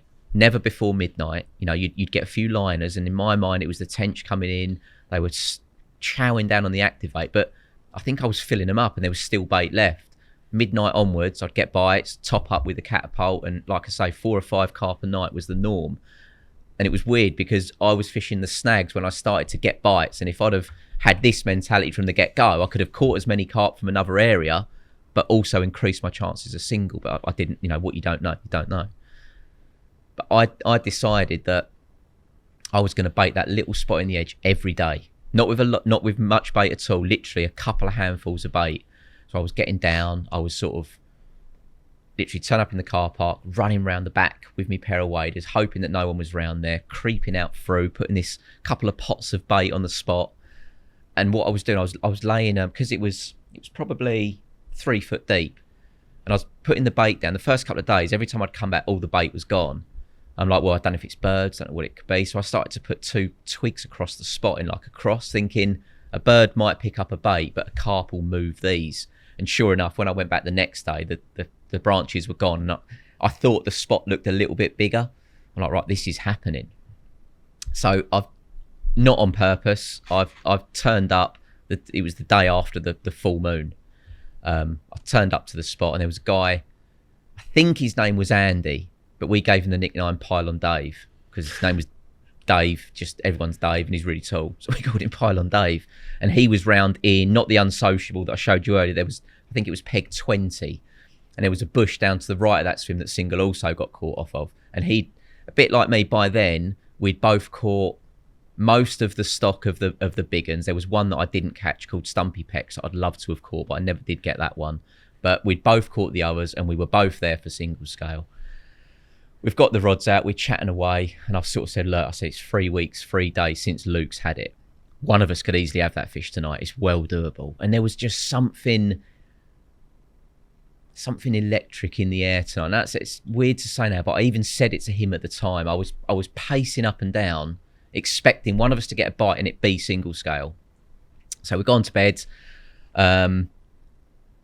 and I'm thinking, this little rod that I've waded into position, it's all tucked down. Walking back, I've got like 3 flying back leads dotted along. I didn't want the real heavy ones, just so that everything is as pinned down as possible, so that if I did get a bite from open water and it went down that way, it wasn't going to disturb that rod. And I can't remember the exact time. I think it was something like half midnight, maybe 1 o'clock in the morning. One of the rods out on the plateau has just slammed up like aggressively tight and dropped straight back down. I'm like, oh, I don't know if I've just been done there. But I'm like, well, I'll give it a bit. I can recast it in an hour or so. So I've sort of sat there just waiting. And minutes later, it's done exactly the same. But this time, like the tip's pulling down. I'm like, oh, that's a bite. So I've scurried out. As I've picked it up, like I say, it was locked up, but it was pulling me in. I've had to give it line. I'm like, oh, it's massive weed beds out there. But I had no choice. I couldn't stop it. So it's ploughed into this weed bed, all locked up. Solid pressure. Got it moving again. And the spot was probably, I think the spot was about 40 yards out from memory. And it was probably another 15 yards to the island. And it's made the island. It's sort of heading out towards Pylon Dave. And I've turned it, like I say, got it out of the weed. It's come back towards me. As it's got halfway back, it's took all of that line back and probably a bit more. I'm like, right, this is single. This has got to be single. So I'm shaking. I'm getting goosebumps thinking about it now. Got it back again. I've put my head torch on because now it's about 20 yards out up on the surface. And as I've put it on, it was a common. I was like, I thought it's probably swirly and it could be £40, but I was so convinced I was playing single that I was a bit gutted. It sounds really bad, but I'd caught swirly, convinced it was this single. So anyway, it's dived down, took another load of line, done me solid again, got it moving again. All of a sudden I'm reeling in, Carp's back to being about 15 yards out. I've not got my head torch on and everything's gone solid. I'm like, what is going on here? So I put my head torch on, I've looked up. And you know that snotty black weed you get? Well, it was all around my tip ring and just completely clogged up. So I've sort of nonchalantly just put the rod back down. I'm unpicking it. And I heard the fish on the surface. I can feel it on the line. I heard it on the surface. And I've turned my head torch to it. It's now 8 yards out. And there's just this very obvious single scale on its side. I don't know what made me think it was a common trick of the light. And I'm like, oh my God. And I've sort of ripped as much of the weed off as I could. I've grabbed the rod. And as I've sort of, the weeds got stuck again, but I've just jammed it through thinking brave move. Stupid move in hindsight, but luckily it worked. It came up and it was in the net. And I won't forget it. I've celebrated like a wild man. I was so happy. I've turned it on its side, massive big single scale as you saw from Dovey's pictures. And as I've secured it all to go and get pylon, I've got halfway down. I'm like, I need to check. What if it's not it? And when I've gone back to have a look, there's a carp bigger than anything I've seen in my net before. And it's like, of course it's it. But you know what? When you're caught up in the moment, I didn't want to look stupid. But, pylon came down. A fair play to him. It must have been sort of soul destroying for him because he was in the same position. He was desperate for that carp as well. But my name was on it that day and Elliot came down once again. And as I said, I can't find the hard drive, but the pictures will be on that website somewhere. And it just it made me realise that it could be done. I think that was the important lesson I took. Yeah. From that regular baiting, that bloody mindedness to then stick to one area regardless of what I saw, to keep the bait going in on one night a week. Yes, it took 3 years. It took a long time, but it didn't matter. That's the time I had available to me, and I was lifting the first carp that I'd ever really targeted. And it was, such an amazing feeling. Great fish, great first 40 that. Oh yeah, and that was the thing as well. When I'd landed it, Luke had caught it 3 weeks, 3 days before at 37.7, I think. Right. So it didn't bother me. I've got it in the net. I'm like, it's going to be £39. It doesn't bother me. And it was 42. I don't know how would it put that much weight on. It was ridiculous. It was eating every one of the 4 kilo bodies that you know put it. And when you looked at my pictures compared to Luke's, you could just see where its stomach had dropped in. Yeah, amazing. Like a breeze block of a car. Like, do you remember how square it is and how muscular it is? Yeah, exactly. Muscular is the right word. One thing I wanted to talk a bit about, and it's going to perhaps play into chat about where you went next. Mm-hmm. How important is it that these places can be on some kind of route to work or on the way back or close enough to home that it's viable? Like where do you draw the line around the radius of these waters? Yeah, no, it's a really good question, and it is something that I've always taken into account. I've always looked for a lake that's within 45 minutes of home or of work, because it's an overnighter. I could fish Snake Pit when the common was in there, but because my overnighters evolved from me being in Basildon, to drive past my house, which would be probably an hour and 10 minutes, it didn't make sense. So I would often sort of draw a line around Basildon, Romford, think, where can I join that fits that boat? And the next one I went with, funnily enough, there you go. I mean, yeah, sorry to interrupt, but I found it. Again, it's slightly squashed. Don't know what we were doing on the website back then, but it's an immense carp. I think doesn't do any justice, that picture. No, we'll find the proper picture for the it doesn't. For the YouTube. But again, I look at that now. I mean, the size of its head. Yeah. Just amazing memories. And more recently, lots of the memories we get are from Monster Carp, and you can not only look back at a photo, but you've got all of the footage. Just to look back at that photo, that will do me for a long time. I mean, you looked so young for so long, Neil. Yeah, I did. I now feel I've got a lot of grey hair now, but I still look like a right little boy, don't I? But what a carp. So, with the line drawn under that, yeah, what was on the horizon for you? Well, once I started to get my head turned, that was always my main target. But a couple of times when that fish had been due, I'd end up going on a social with someone else and going somewhere else. And just before I caught that, I'd been shown pictures of some fish from a lake called Star Lane. Now, it's not a lake I knew anything about. There was a big common in there called Spike, which was cool. I've never really been one for going after a big common. I've always preferred the individuality that a mirror gives you. But then a guy called Stewart at work showed me a picture of this zip linear with a tiny little tail, little fins, and it was always around sort of 36 to 38 pound, never did too much more or too much less than that. But it didn't matter. This fish looked about 100 years old, and I just felt that I had to get a ticket. That was the second carp I'd looked at after single where I thought, I've got to catch that. I made my first inquiry. I caught single, I think, in the October, might have been the September. And I rung, it was a guy called Frank that ran Star Lane, and I rang him up to ask about a winter ticket. And he said, no, we don't do one because of the previous winter where I was talking about where everything was so cold. He goes, I had to give people their money back. And as you know, Frank liked a pound note apparently. So he wasn't doing a winter ticket. I was gutted because it was somewhere to go almost straight after, but wasn't meant to be. And sure enough, a little while later, the lakes did freeze up.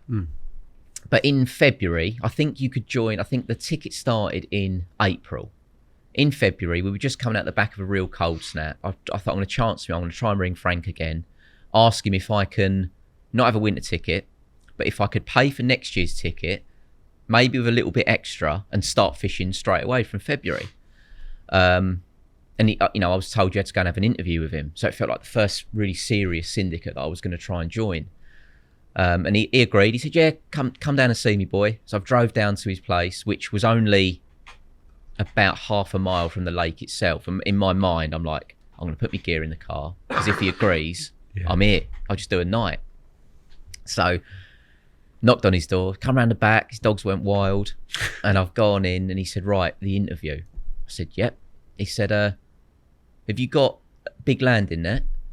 Oh, yeah, 42 inch. He said, right. And have you got powerful rods? I went, yeah, 3.25 pound Tesco. All right, yeah, you can join. I'm like, weren't quite the in-depth interview I was expecting, but I paid the money for the ticket, and basically said, look, I've got another £100. Is there any chance would it be able to start now rather than in another 6-8 weeks time? He said, yeah, I've got no problem with that, mate. He said, no one's fishing it anyway. So I was like, well, can I go there tonight? Look how keen you're, unbelievably keen. Yeah. And he was like, he went, it's dark though. I went, yeah, but I said that. Probably thought you were a bit mad. Yeah, probably. But in my mind, I'm like, yes, it's dark. I can get some rigs in the water. And I've got a few hours in the morning to have a lead around, maybe put some bait out, and here we go again. So sure enough, I've turned up at the lake and there was cat ice all over it. It's like 7 o'clock at night. Boats everywhere, you could use boats. I had a life jacket, and it was really, I mean, when I'm saying cat ice, it was really thin. It was on the verge of being gone. And I knew that the way Star Lane was, there was a wind that was going to be coming off my back in the morning that blew straight down the lake. And I actually thought, well, if I get out in this area and break the ice, that's going to help tomorrow when the wind gets up, because this water will start lapping over it anyway. So it's exactly what I did. Went out in the boat, just literally pub chucked 3 rods out into the air. Didn't know what I was fishing into. Got drops on them all, and sure enough, didn't have anything. But I reeled in quite early. The lake was already thawing out really quickly. So I've gone down the far end. I've had a lead around against some far marginal bits. I've put some sell out all around the area. And I felt like I was, again, starting to put things in my favour, ready for the next trip. We need to paint a picture, Neil, because it's a really important venue, actually, isn't it, Star Lane? In Essex. Yeah, it is. Circles. Rugged, like, and... You would pull up to the gate as was, and you wouldn't want to go down there. I didn't when I came to see you there. And you had a couple of, the first one you pulled up to was a dumping ground for everybody. So you've undone the gate, and all around you there is just proper fly tipped everywhere. Yeah, everywhere. But again, single-minded, it didn't matter because it was what was swimming in the lake. I had to go there. So you go through that first one, lock the gate back up. Then there's 2 more gates. One part of the lake you could actually drive your van in and park behind your swim. The other one, it did feel like you were running the risk a little bit. You know, I was going to park my van there. I was going to walk into the locked up gate. I was going to be right. I was going to be fishing. I was behind many locked up gates. But at some point, I thought my van is something's going to happen. And, you know, in fairness, it never did. I heard lots of people going past at night, partying. just expecting to come back on to the edge disaster. of a housing estate, Neil. Yeah, it was. Yeah, and Frank and his missus they used to walk through and come and say hello every morning. Yeah, there you go. Look at it. It's a crazy place, isn't it? Yeah, you've got 3 lakes there. It doesn't quite look like it. But Can you describe what we're looking at, Neil, for the podcast? Yeah, listeners? so if you've got the houses at the top, so backing onto that's Star Lane Syndicate. So where your mouse cursor is now, Tobe, if you go up a little bit, that's the first. In fact, you can see someone's car that's parked behind their swim. Yeah. Those 2 swims there, you could park behind. You're through a locked up gate, and that's where you felt that's where you felt your van was at its safest. And then right round the other side, if you follow the lake down, Tobe, you come to your right and up, straight up on that. You can see a little blue van just parked in there. That's it. That's the second car park. And then you'd walk through this other track and again, get into the lake and lock yourself away. It's proper moody, that, actually, isn't it? Oh, it really, I mean, you've got this, if you zoom out of the whole thing a bit, Tobe, out to your left, there's the main road. That's the bit where the flight, I mean, this has got to be a recent picture because when I fished it, there was no houses there. Those houses weren't there. So, my God. You had wasteland on both sides of the road. It was literally wasteland, yeah, exactly. But it's a historic venue because of who fished there, really. Yeah, I mean, there was a fish that I never did catch, which I was gutted about. I found a picture from a Carp World in, I think it was don't know when the Carp World was printed, sorry. But there was Rod Hutchinson with a fish in there, which I ended up naming the Hutchie fish. Lots of people on there didn't realise. Right. But someone caught it whilst I was on there, and he had pictures of this fish from 1976. And I think I started fishing it in, I think it was 2011 or 12 2012 I think it would have been that I started fishing it, and that fish turned out to still be swimming around. But the real history fish for the place that it got known for, and I think Kevin Nash caught it in 81 at over £20. That was a fish called Pinky, like real ancient mirror. And it was quite bizarre because of the type of fishing that you're doing. You can see from the lake, almost everything you do, you were fishing to that far margin. So you were drilling rigs up tight. Everything was locked up. There was pads everywhere. There was reeds. There was trees snags. In the water. Yeah, and you were doing a lot to stop them getting in. So a lot of pressure unfortunately on the fish's mouth, and lots of them did have mouth damage, but not Pinky. Probably the oldest carp in there, and it had just the most perfect of mouths, and it was quite friendly. I mean, that could be a monthly visitor to the bank, that fish. So that was one that was obviously on the list once I started to learn more about the stock. How did you work your way into the into a plan, a strategy? Like you say, if all the fishing was fairly one-dimensional, as in everybody fished across, and all the bait was seen across, were you tempted to go with that or establish something different? It actually worked. It was on my very first, that trip I'm talking about, where I've turned up in the dark. Before I reeled in the morning, one of the bailiffs come up to me and he introduced himself and I introduced myself. He said, I know you're a new member. And he's like, I know you work for Korda. He said, but like no one gets any special treatment on here. He goes, if I catch you breaking the rules, you're off. I went, no. I said, oh, that's fine. Heavy-handed, but it's fine. Yeah. I said, I won't. I said, I can assure you I will stick to the rules. I said, I'm not like that. I'll catch them on my terms and those terms will suit the rules. He said, good. He goes, I'll give you some advice then. I went, all right, cool. He said, you can do what you want in a boat. He said, you can go out in a boat. He goes, you can prod about, you can find your spots, you can bait up. He said, just don't drop your rigs, you've got a cast. I went, lovely. He said, but a little bit of a heads up. He said, when you go out there, take a prodding stick. And he goes, and everyone fishes up against all these spots. He said, and what you're looking for is a really hard gravel. He says, and when you found the gravel, put your bait on that cast to it. I went, all right, nice one, thank you. I've then reeled in. I'm down the other end of the lake, just having a lead around. And another bailiff come up to me. We walked in, we introduced each other. And he said, do you want some advice? I went, yeah. I said, I'll take it all. I've always been one for that. I'll punish people for information. It's up to you what you do with it, but patterns emerge. And he said to me, get yourself out in a boat. He said, and using the oar or a prodding stick, he goes, find the gravel. He goes, and when you find that gravel, put some bait on it and fish on it. Right, okay. And I was like, do people use, bottom baits, pop-ups? Pop-ups don't work in here. Right, okay, good, thank you. I'll take that. Anyway, long story short, 3 people told me exactly the same. So I'm now thinking, well, everyone's going out to a gravel, they're dropping a bottom bait and they're putting bait on it. I ain't going to do that.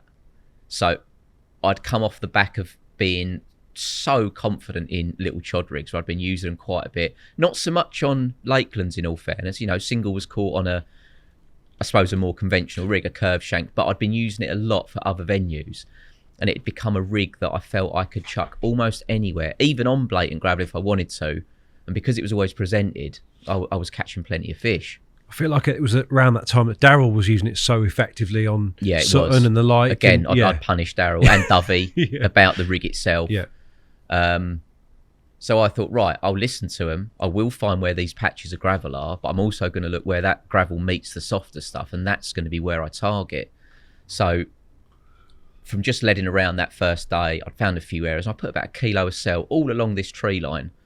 I remember it was a Friday morning. I got a text from a geese that I'd met down there called Kyle Poxon, who was him and his brother helped Frank out a bit. They weren't, I don't think at the time they were like official bailiffs, but they walked it every day. They knew everything. And I got on really well with Kyle, and you know, still speak to him now. And he texted me that afternoon saying, oh, you know, you put some bait out this morning. Someone's turned up this afternoon and caught the linear. I'm like, really? Where from?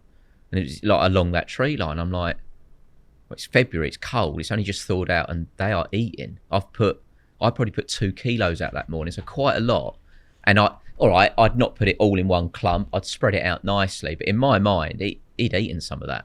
And someone else had turned up, got their rigs in position, caught it. Brilliant.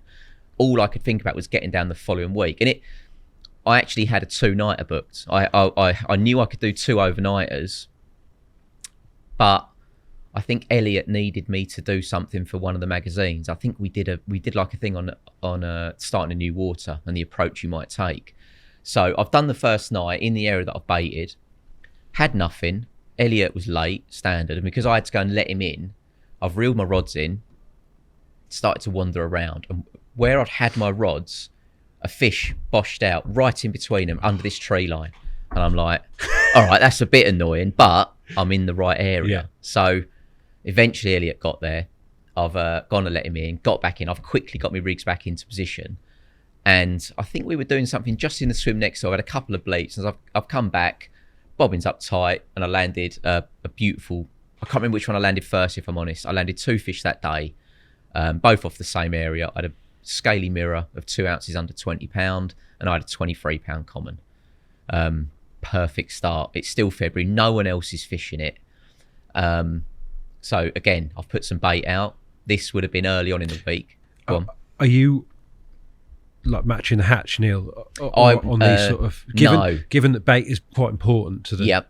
No, I was still, because I'm a great believer in something visual to gain a quicker bite, something that does stand out. I don't match the hatch very often.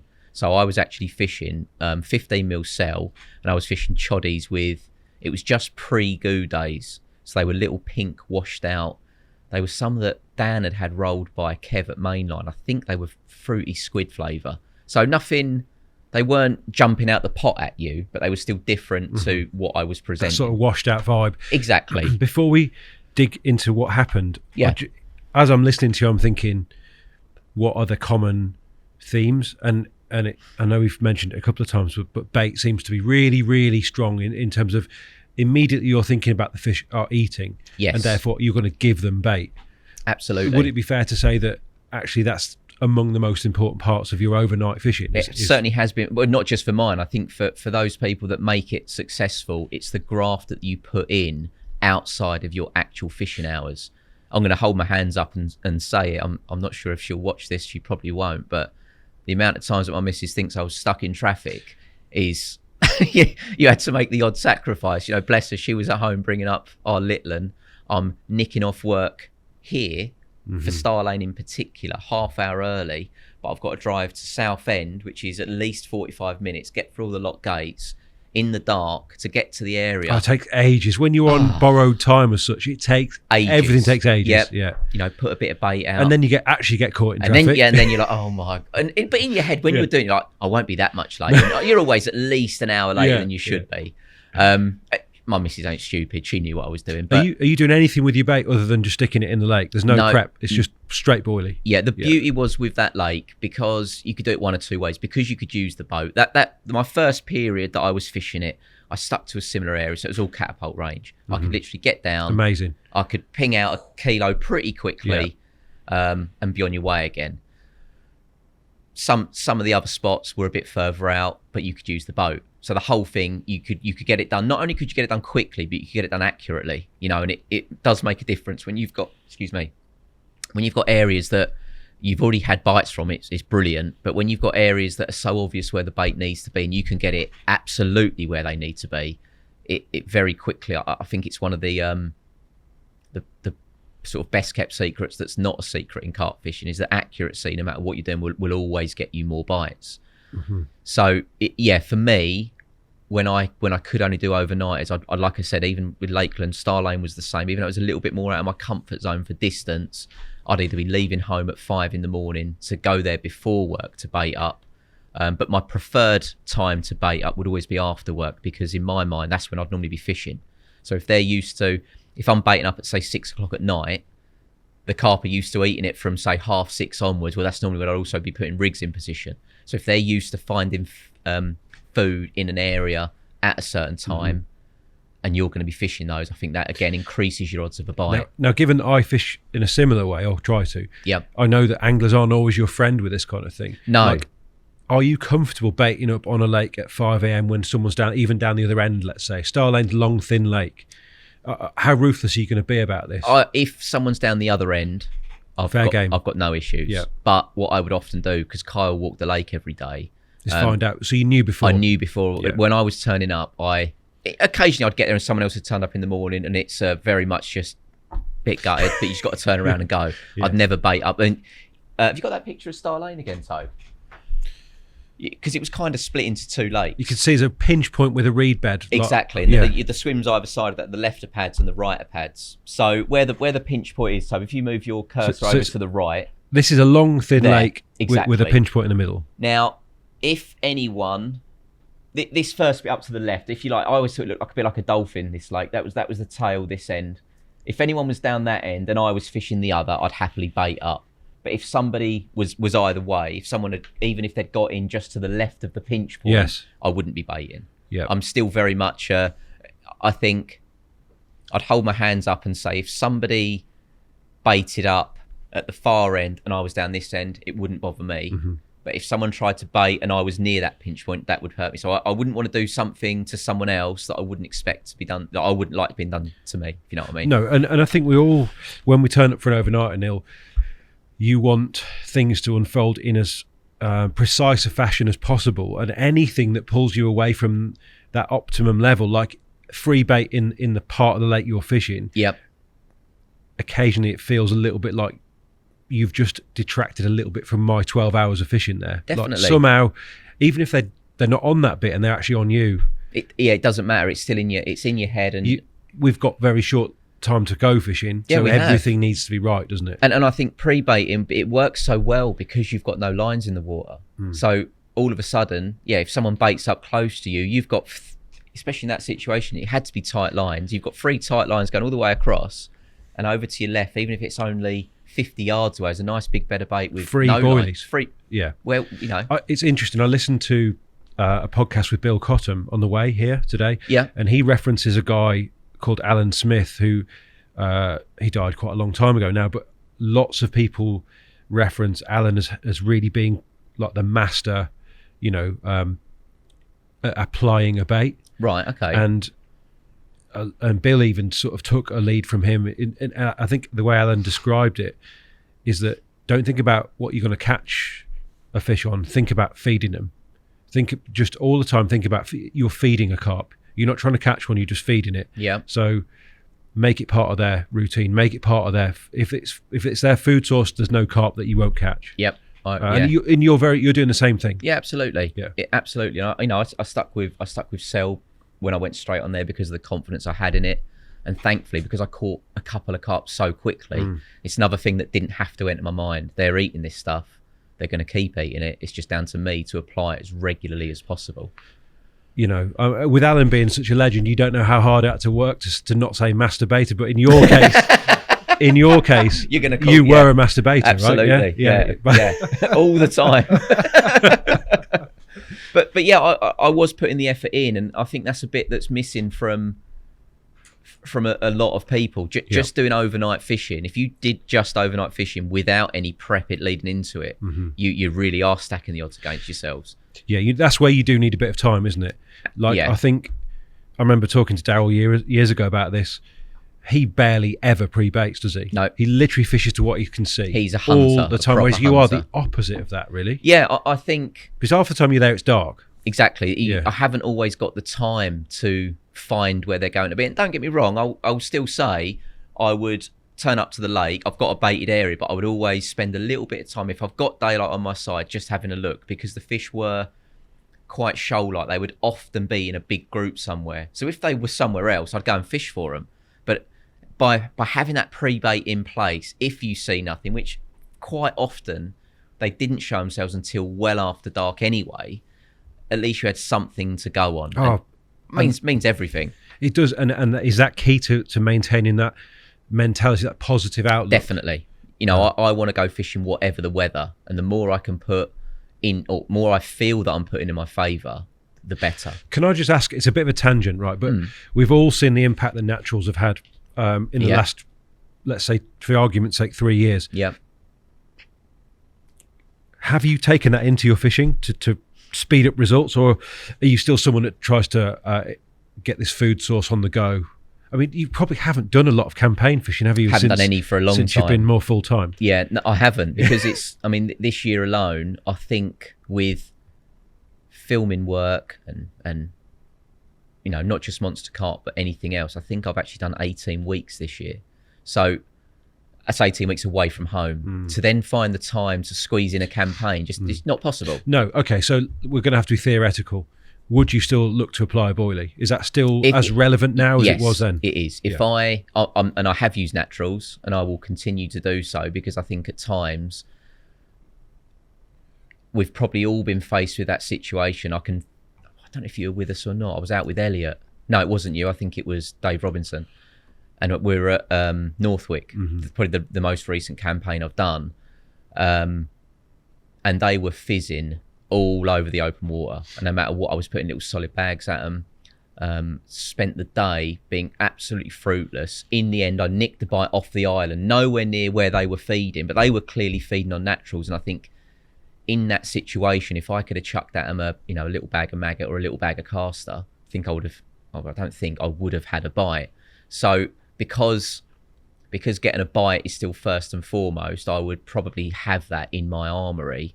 But if I know I've got a bit of time, I've proved it to myself often enough that by being regular with your boilie approach, you can get them eating it, you can get them waiting for it, and you can make it happen that way. I love the fact that a lot of this happens in the winter as well, Neil, because we're right in the middle of it now. Like we've had the first real cold bit, but if you were out there doing it this winter, you would have been baiting this week, wouldn't you still? Yeah, well, I fished last week. Before the freeze up happened, I had a day out. We were doing bits for work. I went down to Neves Lake at Blasford Hill.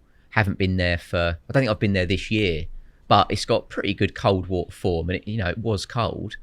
Found a tiny bit of fizzing in one area, and I had some naturals with me, so I've put a bag of caster out, bag of maggot. But the island has often been quite a productive zone, so I've also put on the island, it was a little pineapple good pop-up, trimmed down with a few maggots on it, but all I fed over the top was 10mm cell, because I've done well on there in cold water with boilie before. So I put 5 or 6 pouches of cell over the top. I reeled it in for a recast and actually foul hooked one. So I'm like, right, they're not far away. And historically, they've always liked the noise of a little boilie going in. So I've put the rig back out. I've pinged some more boilies over the top. A little while later, I had a 21 pounder.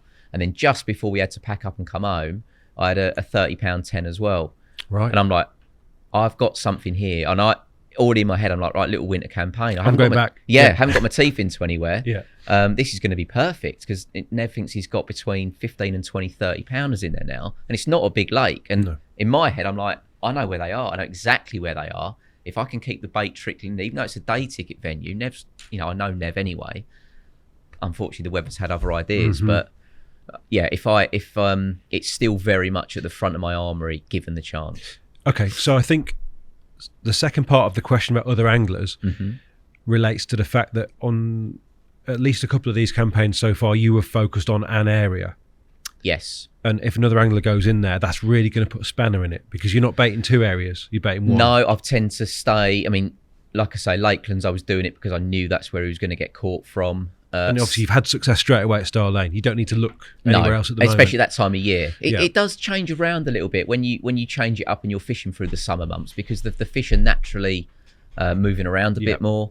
And it probably becomes less important than it is in the winter.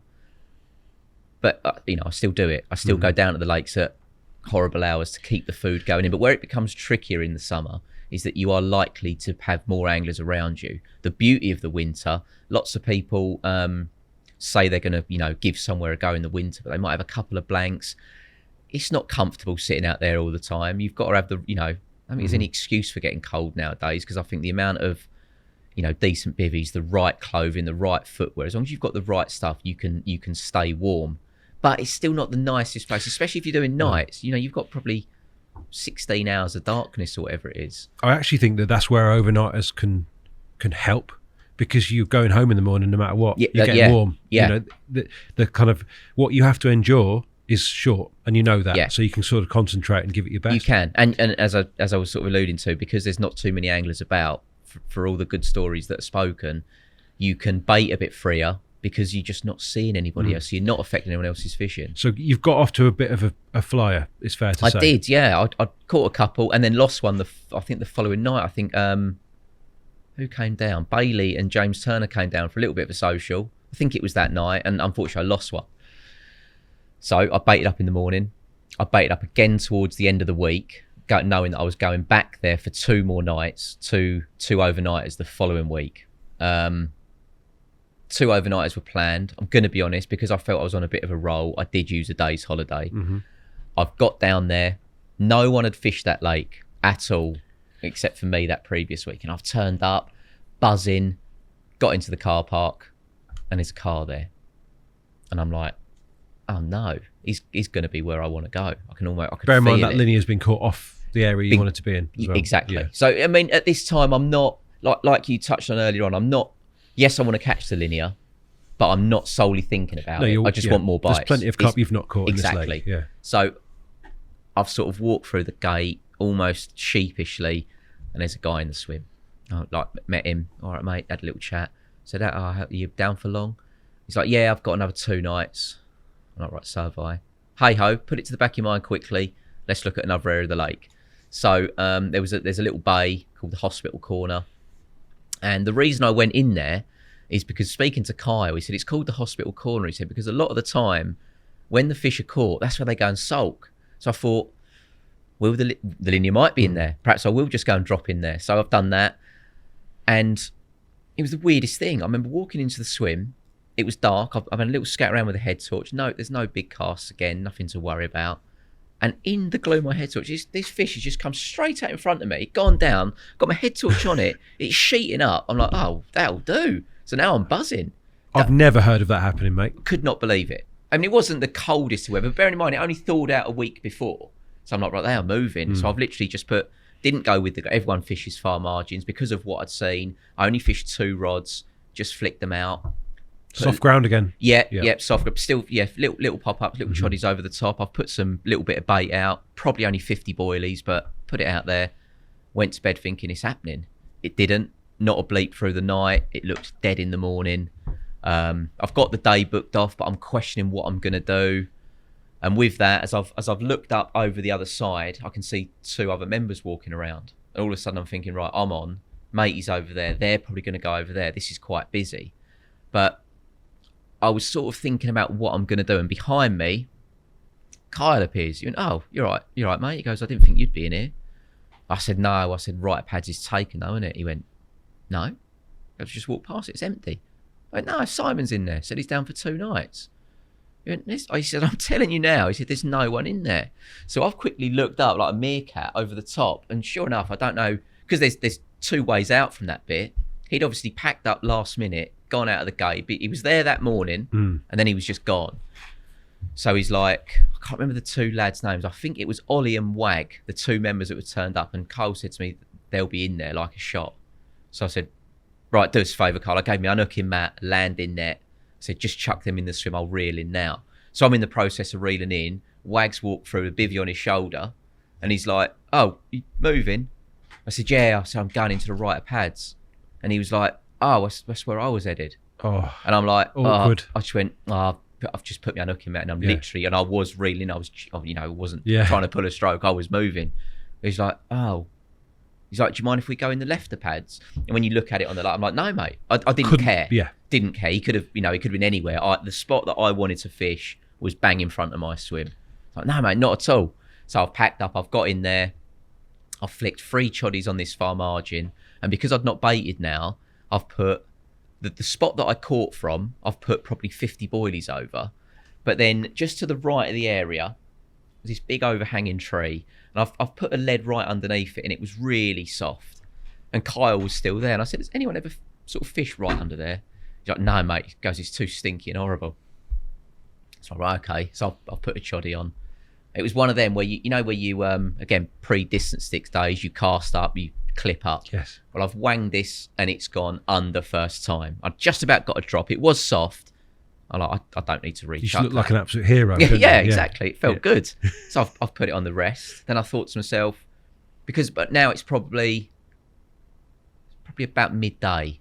I'm like, that's not going to get moved. Just to try something a little bit different. Because of the activity I'd seen in that other swim, seeing that fish jump out, because I caught the week before, I decided to put a kilo on the spot on that one rod because it was a little bit different area. I've polted a kilo out and just sat back sort of loving life. Because the swims are so close, Ollie and Wag were getting set up, so I've got my receiver in my pocket. It's literally 15 yards away and we're chatting away. And Kyle went to me, was that your receiver? I'm like, nah, mate, look. And as I took it out, one of the LEDs was on. I went, oh, it was. Wandered back to have a look. The rigs have been out for about 90 minutes. And the one that I've put out over the kilo of bait, I'd had a drop back. Pre-stow days, it was a little like, I think it was a little like muddy water bobbins. Just had a nice drop back. Bobbin sat there. I've picked the rod up, gained a bit of slack, felt something tapping away. And I said to him, is there any tench or bream in here? And he went, there's loads of bream and a few tench. I went, that's what I've hooked here. Got it halfway across, and all of a sudden the rod's just hooped over, and like I couldn't move it. I went, it's been some weed, and he was like, "There's no weed in here." I went, it's got to be. And I'm looking at it, and as I'm looking at the line where it's entering the water, all of a sudden it's just kiting. I went, oh no, it's carp on. So I've played it in, and a little bit before the conversation, before I'd had that bite, I was talking to Kyle, saying, "Mate, you're down here a lot. Do you not fish it much?" He went, not yet. He goes, not until a certain big one comes out. He says, when that fish comes out, they all start coming out. I went, and he goes, I just use that as my marker. He goes, I don't like the cold. When that fish comes out, I put the effort in.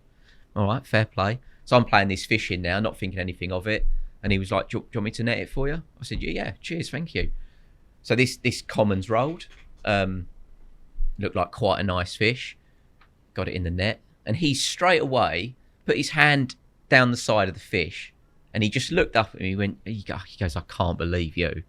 I went, what? He went, you know what you've got, don't you? And I hadn't really seen many pictures of any of the fish. I was like, no, I haven't got a clue. He said, you got spike. I went, sharp. I said, that's not that big, because the last capture pre-winter was over 40 pounds. And I've looked at it, and all of a sudden, I've not really looked at it properly, but it was quite a long common, beautiful, beautiful fish. And I phoned you. You were in the office that day, weren't you? Yeah. And sure enough, I've got spike in, on the bank, and weighed it, 39 pounds on the button, PB common. I thought, what a start! Not only was it great to tick a big one off quite quickly, because it's not something I normally do, but that wasn't as important to me. It was the fact that I felt already at such an early time in me star lane fishing, I had something going. No one was using chods, no one was using pop-ups. Everyone was fishing these hard spots, and I was doing my own thing and already catching quite consistently. Unfortunately, it's not a picture we've got yet. I don't think again, Toby, it's another one you might find on the website. But I feel like look, come there on, it is, yeah. Look how young I look there. I know. Rich. I look younger there than when I probably caught single. 18. Yeah, I'll take it. But yeah, very, very cool carp. Look at it, looks very wintry as well in the background, Yeah, doesn't it? it really does. And, you know, like I say, it had only thawed out about 8 days before. And if you flick through, Tobe, look at the pictures, mate. Let's have a look at that one with Neil holding the rig up. No, go down. Yes. Oh, the monkey looks well as well. It was a yellow pop-up back then. I would never have said that. Really? Yeah, I thought it would have been a pink one. I'll be honest. That's memory. I mean, that's never you, is it? The glasses are the same shape, though, aren't Yeah, they? yeah. It's pretty consistent with my glasses. But yeah, you've got. That was either the first or second bite I had. That was the week before out with Elliot when I had it. That was 23 So that's a pounds. chunky little common. Yeah. I'd like to sort of see how big that fish became, because like most of the stockies that I was caught, I don't know if they were stockies, but most of the small carp I was catching ended up getting, you know, Did they? quite big. But you've had like a proper A-teamer there in Spike, haven't you? And for a lot of people, that's the one they wanted because it was the biggest fish in the lake, and it, you know, I was buzzing to catch it. What do you think they thought? Like Kyle was obviously stood with you when you were getting out on the soft stuff. Yeah. Do you think that clicked with anybody at that point? Or I don't think it did initially. Right. But it didn't take long before I'd start to, because I was quite regular on there. I was doing a night or two overnighters a week through February, March. Again, show seasons put a stop to it at certain times. But I did quite a lot my first season on there, and very quickly there was a lot of chod rigs being cast out. That's one thing. It's the first time I'd really noticed that it was because of something I'd been doing and been successful on that other people were also doing. And I don't hold it against them, because it's the sort of thing I do. If something's obviously working, you'll be foolish to not do the same. I actually used to love that time of year, Neil, because after Farnborough, we'd all be packing the show up at Farnborough, and it'd still be light for the first time that year. Late on, you were like, it's going to be proper spring soon. Like, so exciting that time of year, isn't it? It was actually the next lake that we'll probably, you know, if we get time, we'll go on to a little sort of private lake that I had. That was where I really appreciated proper spring fishing for the first time.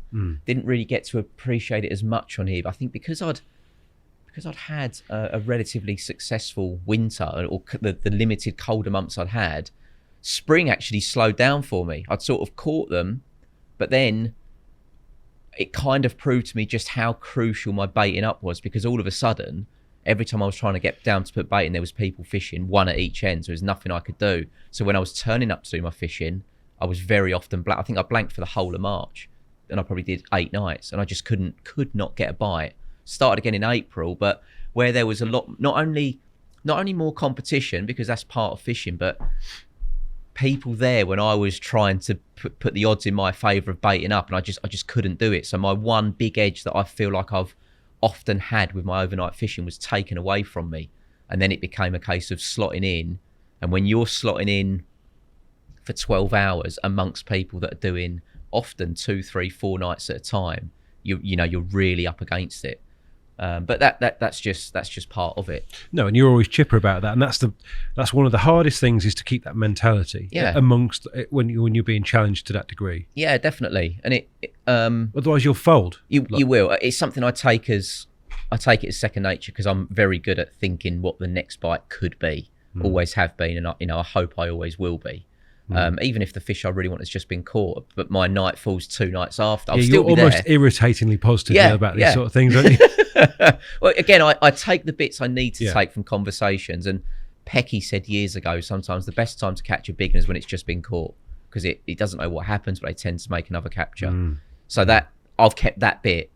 Doesn't matter if the fish I'm trying to catch has never done that. I'll just keep that bit, because you never know. No, we've kind of heavily trailed the fact you probably went on to catch a few more, including the one you wanted. So let's round up on Star Lane and have you sort of take us into that that capture, if you like.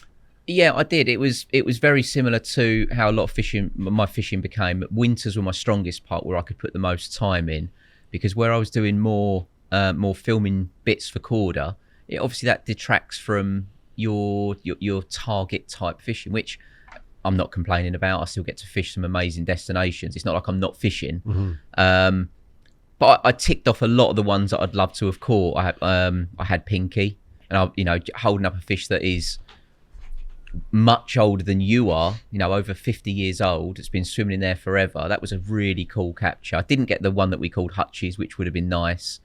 I caught the undulated common at, again, February capture, £35.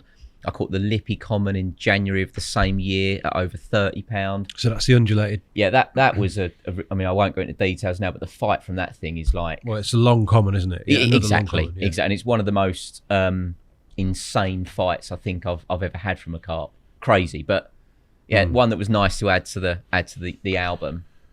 I then had, going into what would be my last winter on the lake, if you like, doing lots at work, and I think I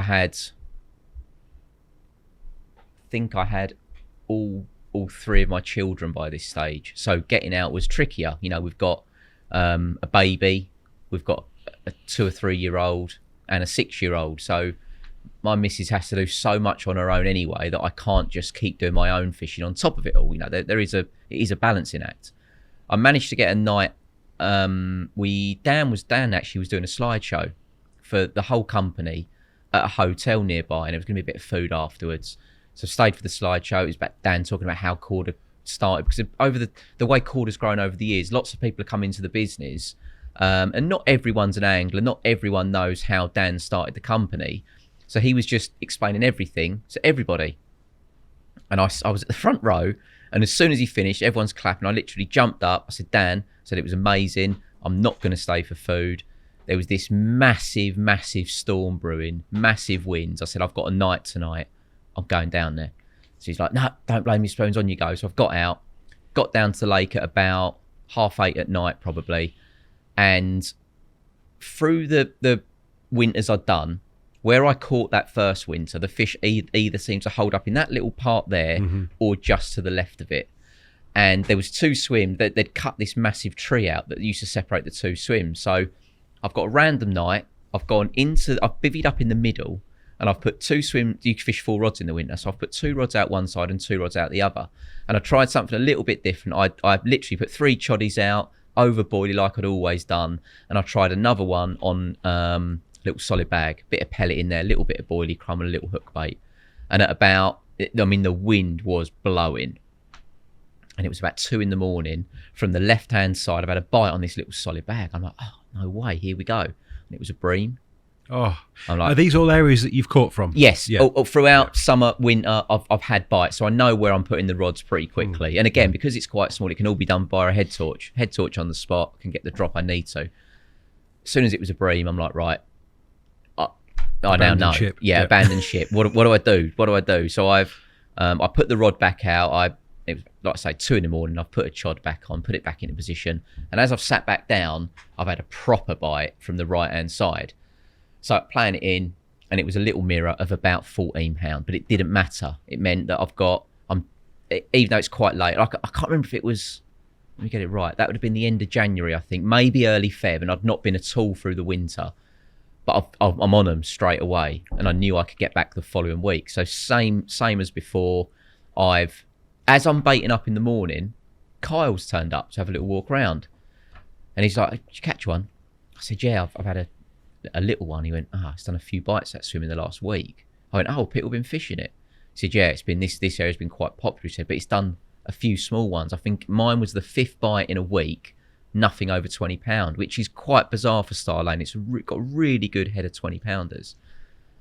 So I had some extra bait with me, and as I was loading my bar up to leave, Kyle very kindly said, "Look, I walk it every day. Do you want me to trickle some more bait in towards the end of the week for you? Save you coming down." I said, "Oh, mate, if you could, that would be incredible." Stayed in touch with him. Swim had someone in every single night, and that end of the lake did. So he was like, "I haven't been able to put any in." I'm like, no, it's fair enough. No problem at all. I was fishing, I think it was the Tuesday night. I took a half day off work. There was no one down there. I needed to get in that swim. So I've raced down there, got to the car park, no cars in. I've got a spring in my step as I'm going through the gate. And as I go through there, I saw a bloke packing up out of the swim I wanted to get in and moving. And I quickly didn't recognise him, not a member I knew. Had a quick chat. He said, "Yeah, I've just done 3 nights in there. I had nothing." And I was deflated. I was so convinced that they were stacked up in that zone. I was like, where are you moving to? And he was going right down in the end. There's a swim called the Bottleneck. And when it is tiny, I'm like, he must have seen something to be going in there. You'd never set up in there. So I'm like, all right, fair enough. But I was still sort of stuck between a rock and a hard place. I was still convinced there was fish there, but someone that's done 3 nights for nothing did put me off a bit. But I thought, no, I can't let that enter my head. I've got particular spots. The chances of him fishing exactly those spots are slim.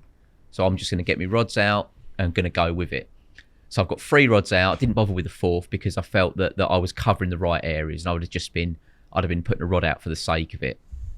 So I've got 2 either side of a tree, and 1 in front of this dying set of reeds that was where I caught from the week before. And as it turns out, that's where other people had been catching from.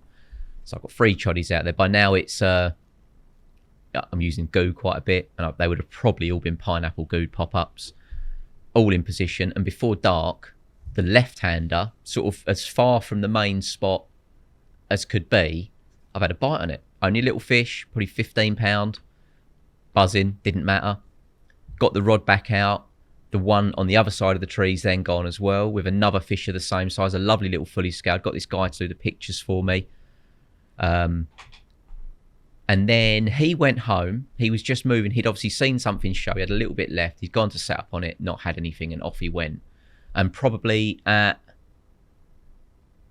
something like 9 o'clock at night, one of those rods have gone again. So I'm now sitting there. I've had 3 fish in just a few hours in February. Sorry, I just wanted to throw that. Was that one of them new? No. Oh. But we'll talk about that in a minute. You've led me nicely I just on. like that one. That's why I'm It's a late. great fish, yeah. One of the lads from Nash was fishing at the far end, and his mate Mike Wilson had come down. I've known Mike for a long time, and he's come down to see me. And it felt a bit like the single situation when I said that it felt electric. The swims were flooded. You had to bivvy up at the top, and before you could pick your rod up when you had a bite, you had to jump in your wellies and get down there as quick as you could. So Mike's come down to see me. He's like, "Did you just have one?" I said, "Yeah, Mike. So I've had 3 in the last few hours." He's like, "No, why?" I went, "They're there." I said, that rod has probably done 10 fish now in the last week. And I said, nothing big. I said, it would not surprise me, because I said, the main rod hasn't gone yet. I said, it wouldn't surprise me if when it does, it's one of the A team. I said, and it might even be the linear. I said, it's happening. I said, something good is going to come on that rod tonight. Mikey's gone back down the other end with that. Well, I don't know, an hour later, that rod has just pulled up, crept to the top and held. And as I've sort of put my head touch on as I'm getting my boats, and I could see the tip pulling down. I'm all locked up on it, so I know it's a bite. Jumped down into the water. As I've picked the rod up, it's just locked. It's hooped over. I'm like, he's got in the reeds. No, I'm sort of kicking myself. Would they do that? They can bury... They could just. But I was so locked up, and I was off of them enough that I didn't think it would be able to. Like when I'm putting the rod out, I'm probably 8 foot off of it. It's relatively shallow. And because I'm so locked up, I didn't think there'd be enough stretch to get in there, but it's locked in my head. It was solid. All of a sudden, I could hear something on the surface, and I'm like listening, and all of a sudden I'm getting a bit of line, and I can just hear a carp in my mind. Now she's doing that on the surface. And everyone had told me, because I'm in my 3rd year again, I've caught just about everything, and they've all said, it's going to be such an anticlimax when you hook the linear because the thing doesn't fight. I said, it just comes to the surface, you just reel it in. And in my head, I'm like, this is heavy. It's not locked up. Yeah. There's a fish on the surface. I knew it was the linear.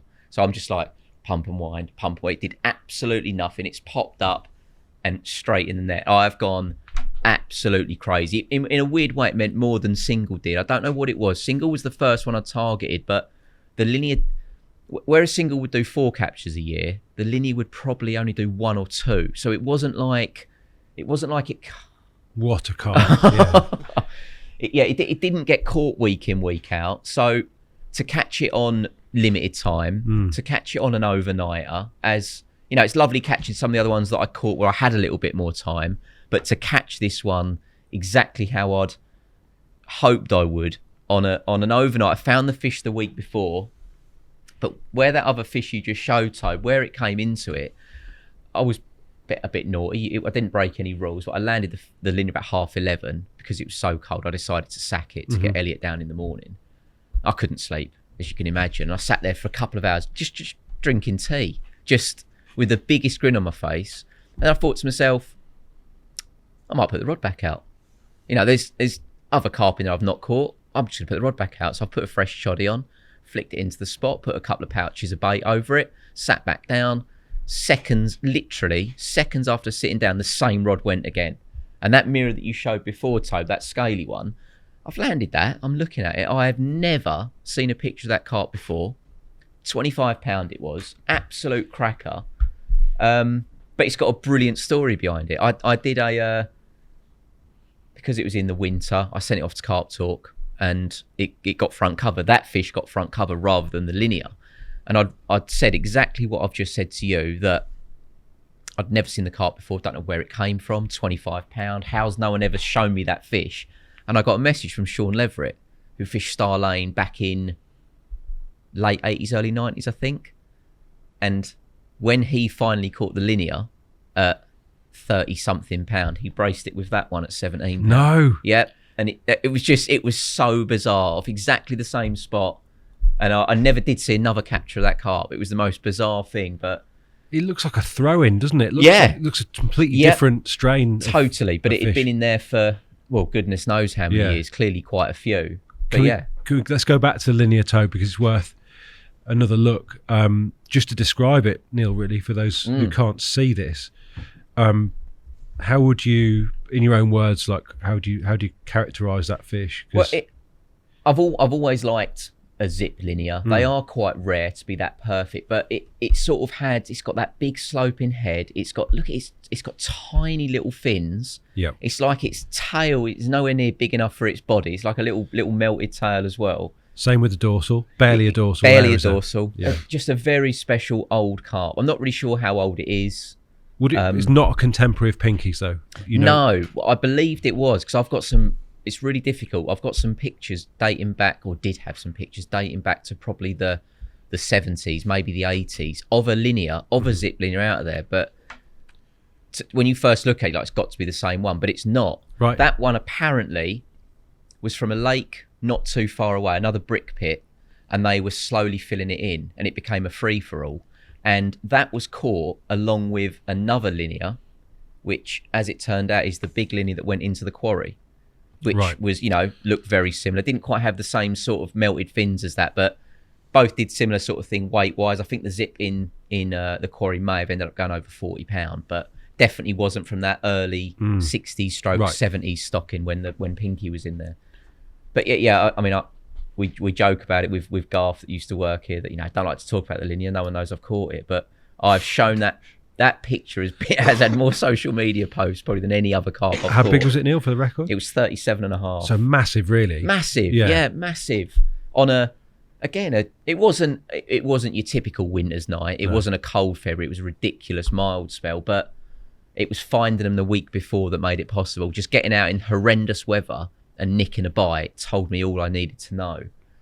And actually not a fish that you see many pictures of these days. I can't think of many. No, I don't think it's with us anymore. Unfortunately, where the houses have been built, they cut all the trees back, and it was still all going funny. Actually, someone caught it probably 4 years ago on Christmas Day at over £40. The only time it's ever been over 40. But they had some sort of leak in, I think, and so I'm told. I mean, who knows? And it had an almost total wipeout, I believe. Such a shame. £40 of that carp on Christmas Day is like the ultimate Christmas present. I mean, would you miss Christmas for that, Neil? I still wouldn't.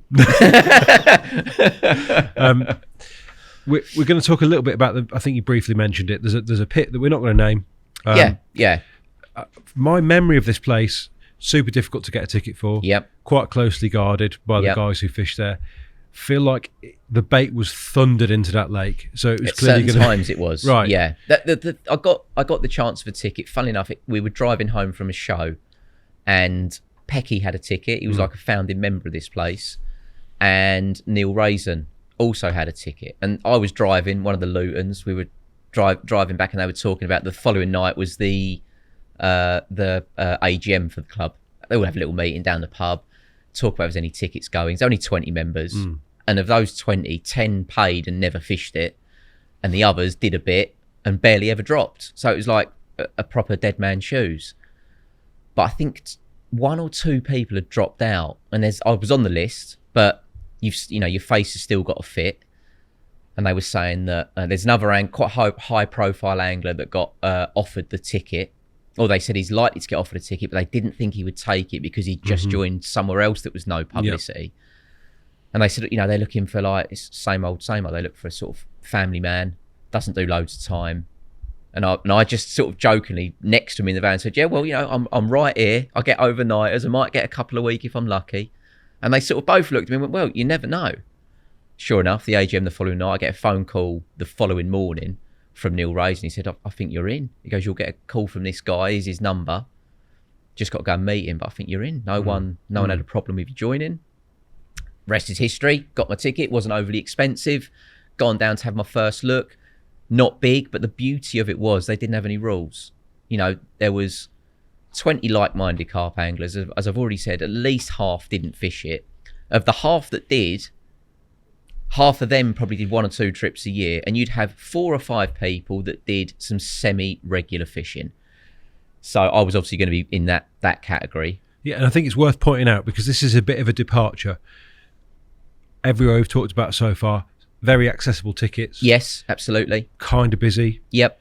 For the first time, you're going to actually have something on your side for an overnighter, and that is potentially a little bit more space. Yeah, and I sort of christened it my little piece of heaven, because like I say, it wasn't a big lake. I can count on one hand, again, I had a ticket for 3 or 4 years. I could count on one hand the amount of times I turned up to be met with another angler. So I could wander around to my heart's content. I could bait wherever I wanted, whenever I wanted. I was still going through the same motions of dry, and it was quite out of the way for where it was, because it was out in the middle of nowhere. Distance wise, it wasn't far, but it was all back country roads. So it took a long time to get to, but I was still going down and putting the effort in to keep the bait going in through winter. And as I said, this is where I really enjoyed spring fishing for the first time, watching them wake up. Without the pressure of guys trying to get behind you, anyone, or like literally manoeuvring yourself. Yeah. And because there was no rules, it was probably, the lake was probably a couple of 100 yards long, maybe 300 yards long, and you'd walk around a bit, and if you saw one show on one side, you'd bivvy up in the middle, and you're allowed to just literally put your rods out wherever. So you fish 4 rods, you'd walk them up the bank, you'd be sleeping, and you couldn't even see one of your rods a lot of the time. Weird that, isn't it? Where you just there's just grass. And that's what it felt really weird the first time. I soon realised it was. At first, I felt like I was taking the mick a bit by doing it, but I soon realised that when other people were on, everyone did the same. There was no snags in the water that you could lose them in. There was a bit of weed, but it wasn't savage, and you'd just be woken up at 2 a.m. to a blistering take, and you'd have to work out which way you got to run. It was great. So it's not presenting the same technical problems as perhaps some of these other waters have. Correct. And it was very unique in that instance, because as you've highlighted already, any issues that I might have had previously with getting the bait in were removed. Why was it such a heavily baited lake? Or have I imagined that? It felt like people filled it in there because they were pushing what fish they had effectively. That's what I was about to say. Those they had access to bigger weights, right? Yeah, those founding members, if you like, that they were their pets. They'd had various stockings over the years, but they wanted to see them reach their full potential, and they felt because no one really fished it regularly to keep the bait going in. If you didn't feed it, those fish very quickly dropped back in weight.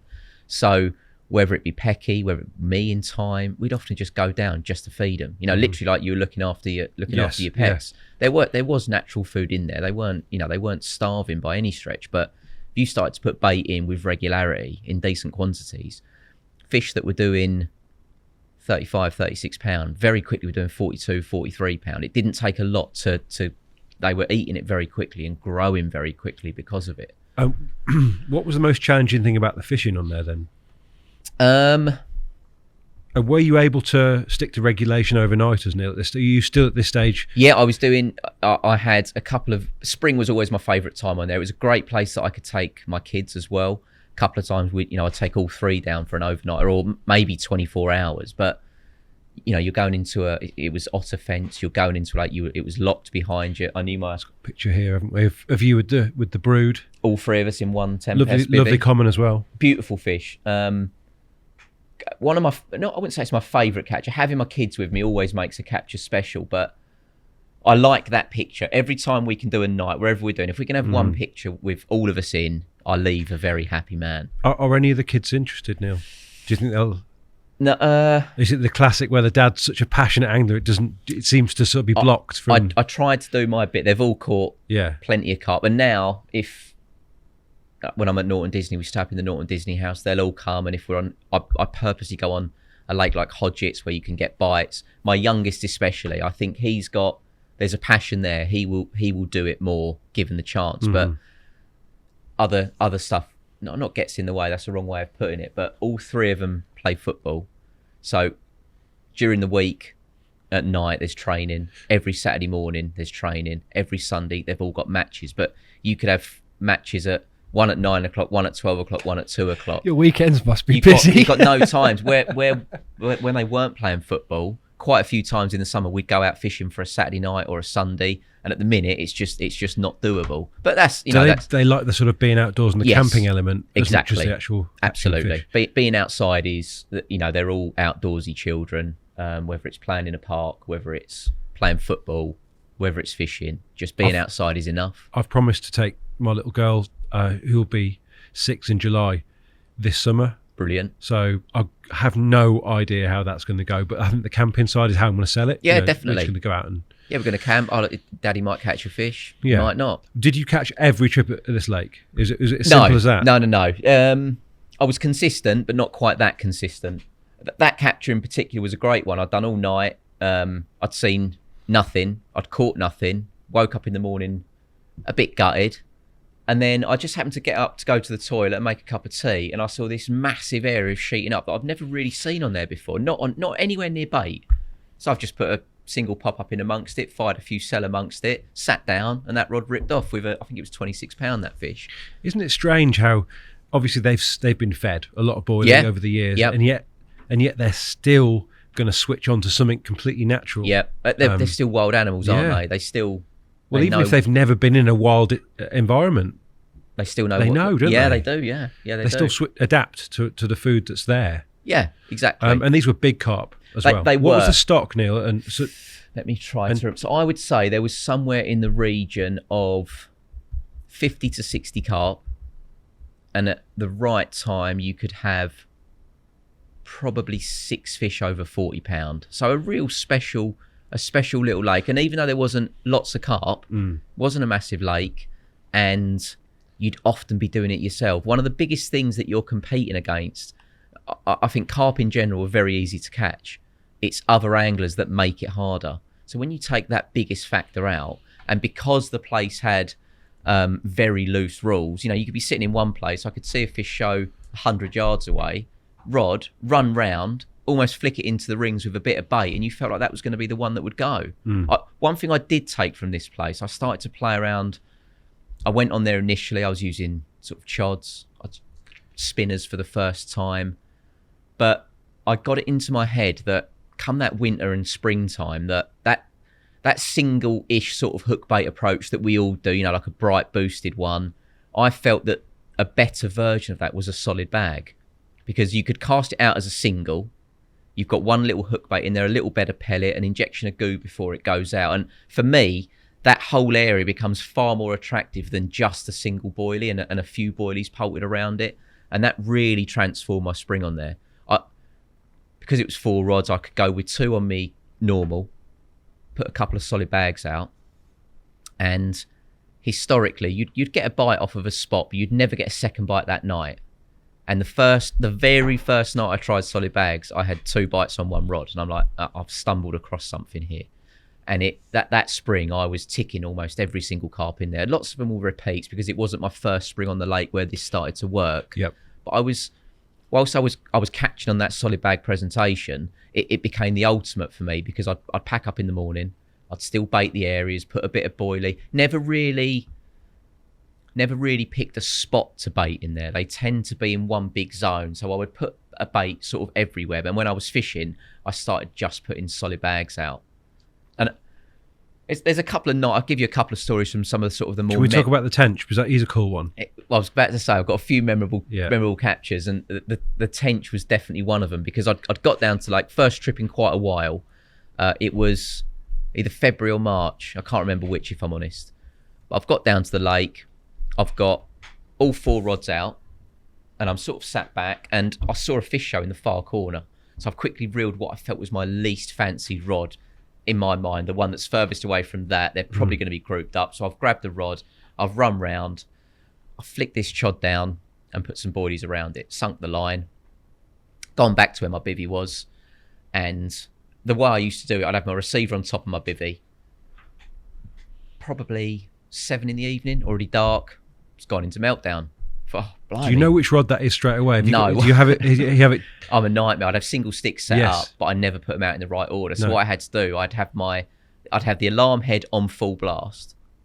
So when you get the bite, so you get a vague directional. Turn the receiver off and listen to what way it's coming from.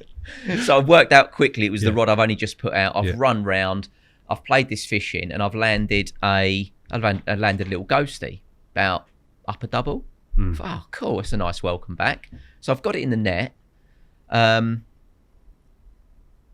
If I remember rightly, I felt the hook using it was a little choddy at the time. It was fine, and I thought, do you know what? I'm going to put it straight back out. So I've put it back out to where I've caught from. I've put a few boilies down. I've put the rod on the rest to let the line settle. And where I've played that fishing, I've turned that alarm off or turned it down. As I'm letting it settle, I hear my receiver. Just start, and I'm like, got another bite. As I was about to run off, I've just looked back that way, and it's the same rod. So I've come running down to it, and this one is much bigger. Didn't fight too much, but just by sheer weight. And as soon as it went in the net, it was the one that I really wanted to catch from the stock. Carp. You know, again, just a bit different, really long wrist, sort of quite leathery, quite friendly. He was, you know, he did come out, considering not many people fished it, he still come out quite regularly. I think he was 36.14 there, but I had him up to just over 39 every time, right out of the edge, always really close in. Yeah, what a great fish. I actually watched him pick my hook bait up once. Did you? I was towards the end of my ticket on there. They'd stocked it with some smaller carp, and I'd got down just for a morning session. I'd got down there at 4. I'd put my rods out right in the edge because I'd caught one the previous week out of the edge. And again, I was just wandering around, and I've got to this one area of the lake on about my 3rd lap, and it was just like chocolate soup. And in my mind, I'm thinking, it's got to be those litlins. So I stood and watched, and out the back, I just saw this big shape rise up. And at the time, there was 2 of the big uns that I'd never caught, and one of them was very similar to the tench. And as this fish has rose up, I'm like, well, it's either the tench or it's Bubba Gump, it was called. So I've run round, got a rod, I've got solid bags all tied up, I've put some goo in it, and I've literally lowered it no further than that cup out from where I'm sat now. I've got the rod up against the bank, just chucked in the grass. And I've watched these 2 decent carp come up over, and I'm like, the one on the right could be it. As if by magic, the one on the left peeled off. The one on the right's come straight down. It's gone straight on my solid bag. It's only been in the water for 2 minutes. Its tail's almost out of the water. All of a sudden, I've just seen this little puff of the pineapple goo, and then the water rocked, and he's come out, and his head's come out the water. I can just see my hook bait in his mouth. No. And I've then looked at my rod. I'm smiling while I'm doing it. And I'm looking at my rod, just waiting for it to erupt, and of course it did. And for the whole time, thinking, this is it. It's one of the ones I've not had, but it wasn't. It was the tench at 39 too. But it was one of them. You know, you were going to get repeats from that fish because he was so friendly, but. Yeah, to watch a fish do that was really, really cool. Oh, amazing. And chocolate soup sounds good as well. It's not one I've heard, Neil. Sounds delicious. Maybe for lunch. Yeah, a bit different, isn't it? Jimmy Armstrong could have said that. In terms of your fishing now, because we're gonna wrap this up shortly. Yeah. Are you still someone that identifies as an overnighter, despite the fact that you're probably a million miles from that in the fishing you've done in the last couple of years?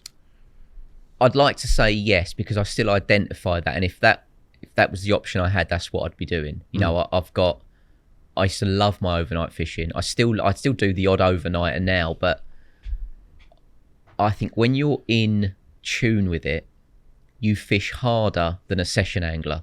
For you know, if you know you've got between 10 and 12 hours to get a bite, I think you've got everything honed, your rigs are ready. You know what bait you're using. You know where you've caught from before. You're making 100% sure that you get your rig exactly where you want it. And I just felt that I was angling then as effective as I possibly could be. It is different for me now because I do, with Monster Carp, we could be away and fishing for, it's at least a week, sometimes 12 days at a time. So I can't call myself an overnight angler. No, but can anymore. you take that intensity into Yes, all you the can. fishing you do? Yes, and I think that's where I sort of touched on when I first walked onto Lakelands. I wasn't as effective as I am now because I wouldn't say it's not because I'd not had to be, but I'd never been faced with the situation and realised the importance of getting everything right. The more things you get right in your fishing, the more carp you catch. So, I mean, if you speak to Dovey now, even if we're on a shoot and we've caught 25 carp in a day, I'm getting the rod back out for number 26. I've still got the alarm set in the morning, which he hates because I want to be baiting up early. I still want to I want to catch as many carp as I possibly can and feel like I've made the most of every session. I'd never want to leave a session with any sort of regret. One thing I changed in my fishing not too long ago, we've all been in the situation where you might sit there, you've not had a bite, and you think, I think a zig would work, but you don't do it, and you pack up, and then you question why you didn't. And I've made a sort of an agreement with myself: if I get the feeling to try something, then I do it. Don't question it, because something tells you that something might work, and you might be pulling off of past memories that you're not really clicking with. And I just think that whether it's a zig in the right situation, whether it's a floater in the summer, whatever it might be, if you think it, just give it a go, and it will put you more fish on the bank. Do you think that can you see a position when you're moving beyond the filming stuff that you're doing now, and do you have an idea of what kind of angler you'd like to be in the future, maybe when the kids are older? Like, will you go back to that form of fishing? Would you like to do more time? Are you going to do any English fishing at all? Definitely that bit, Yeah. because I still need my own fix of my own fishing, whatever form that might take. Like I said, I had a day out at Blasford last week that yes, we were filming videos, but not necessarily related to the fishing. But I still get that buzz from trying to get a bite in whatever the situation I'm faced with. So yes, I do want to target fish again. I've got a ticket on the Brook Lake at Cartagena. Yep. Mm-hmm. I did some overnights. I did 5 nights back in the summer, I think it was, and caught a few. I don't know why I'm saying cool, because we've actually run stuff with you on set. Yeah. But that's I think I've had a ticket for 3 years, and I've probably done, if I've done a dozen nights in that time, I'll be surprised. But that's a very special carp. It's that common is the first time I've joined a lake because of a common. It's always been because of a mirror. With regards to do I want to do more time, I don't think I physically can at the minute. But if the filming side of it were to ease off for any reason, then I would still want to fill as much of that time with some sort of campaign as I possibly could. But I probably say it to so many people, they're bored of hearing me say it. As long as I've got the rods out doing whatever, it doesn't really bother me. It's just about being fishing. Cool. Well, thank you so much, mate. Hopefully that gives people a bit of inspiration to keep getting the rods out this winter. Because yeah, I hope so. In fact, I set a challenge to myself every year, and it's a challenge that I'd love to see more people do, and that is to catch a carp during every month. Doesn't matter how big it is. Go to a commercial fisher if you want to. There are bites to be had. All right, if there's a lid on the lake, that's different. But if there's wobbly water in a well-stocked lake, whatever you want to target yourself, just get it. Because when you look back at them carp that you catch in the coldest months, they do mean so much more. So I'd love to see more people giving that a go.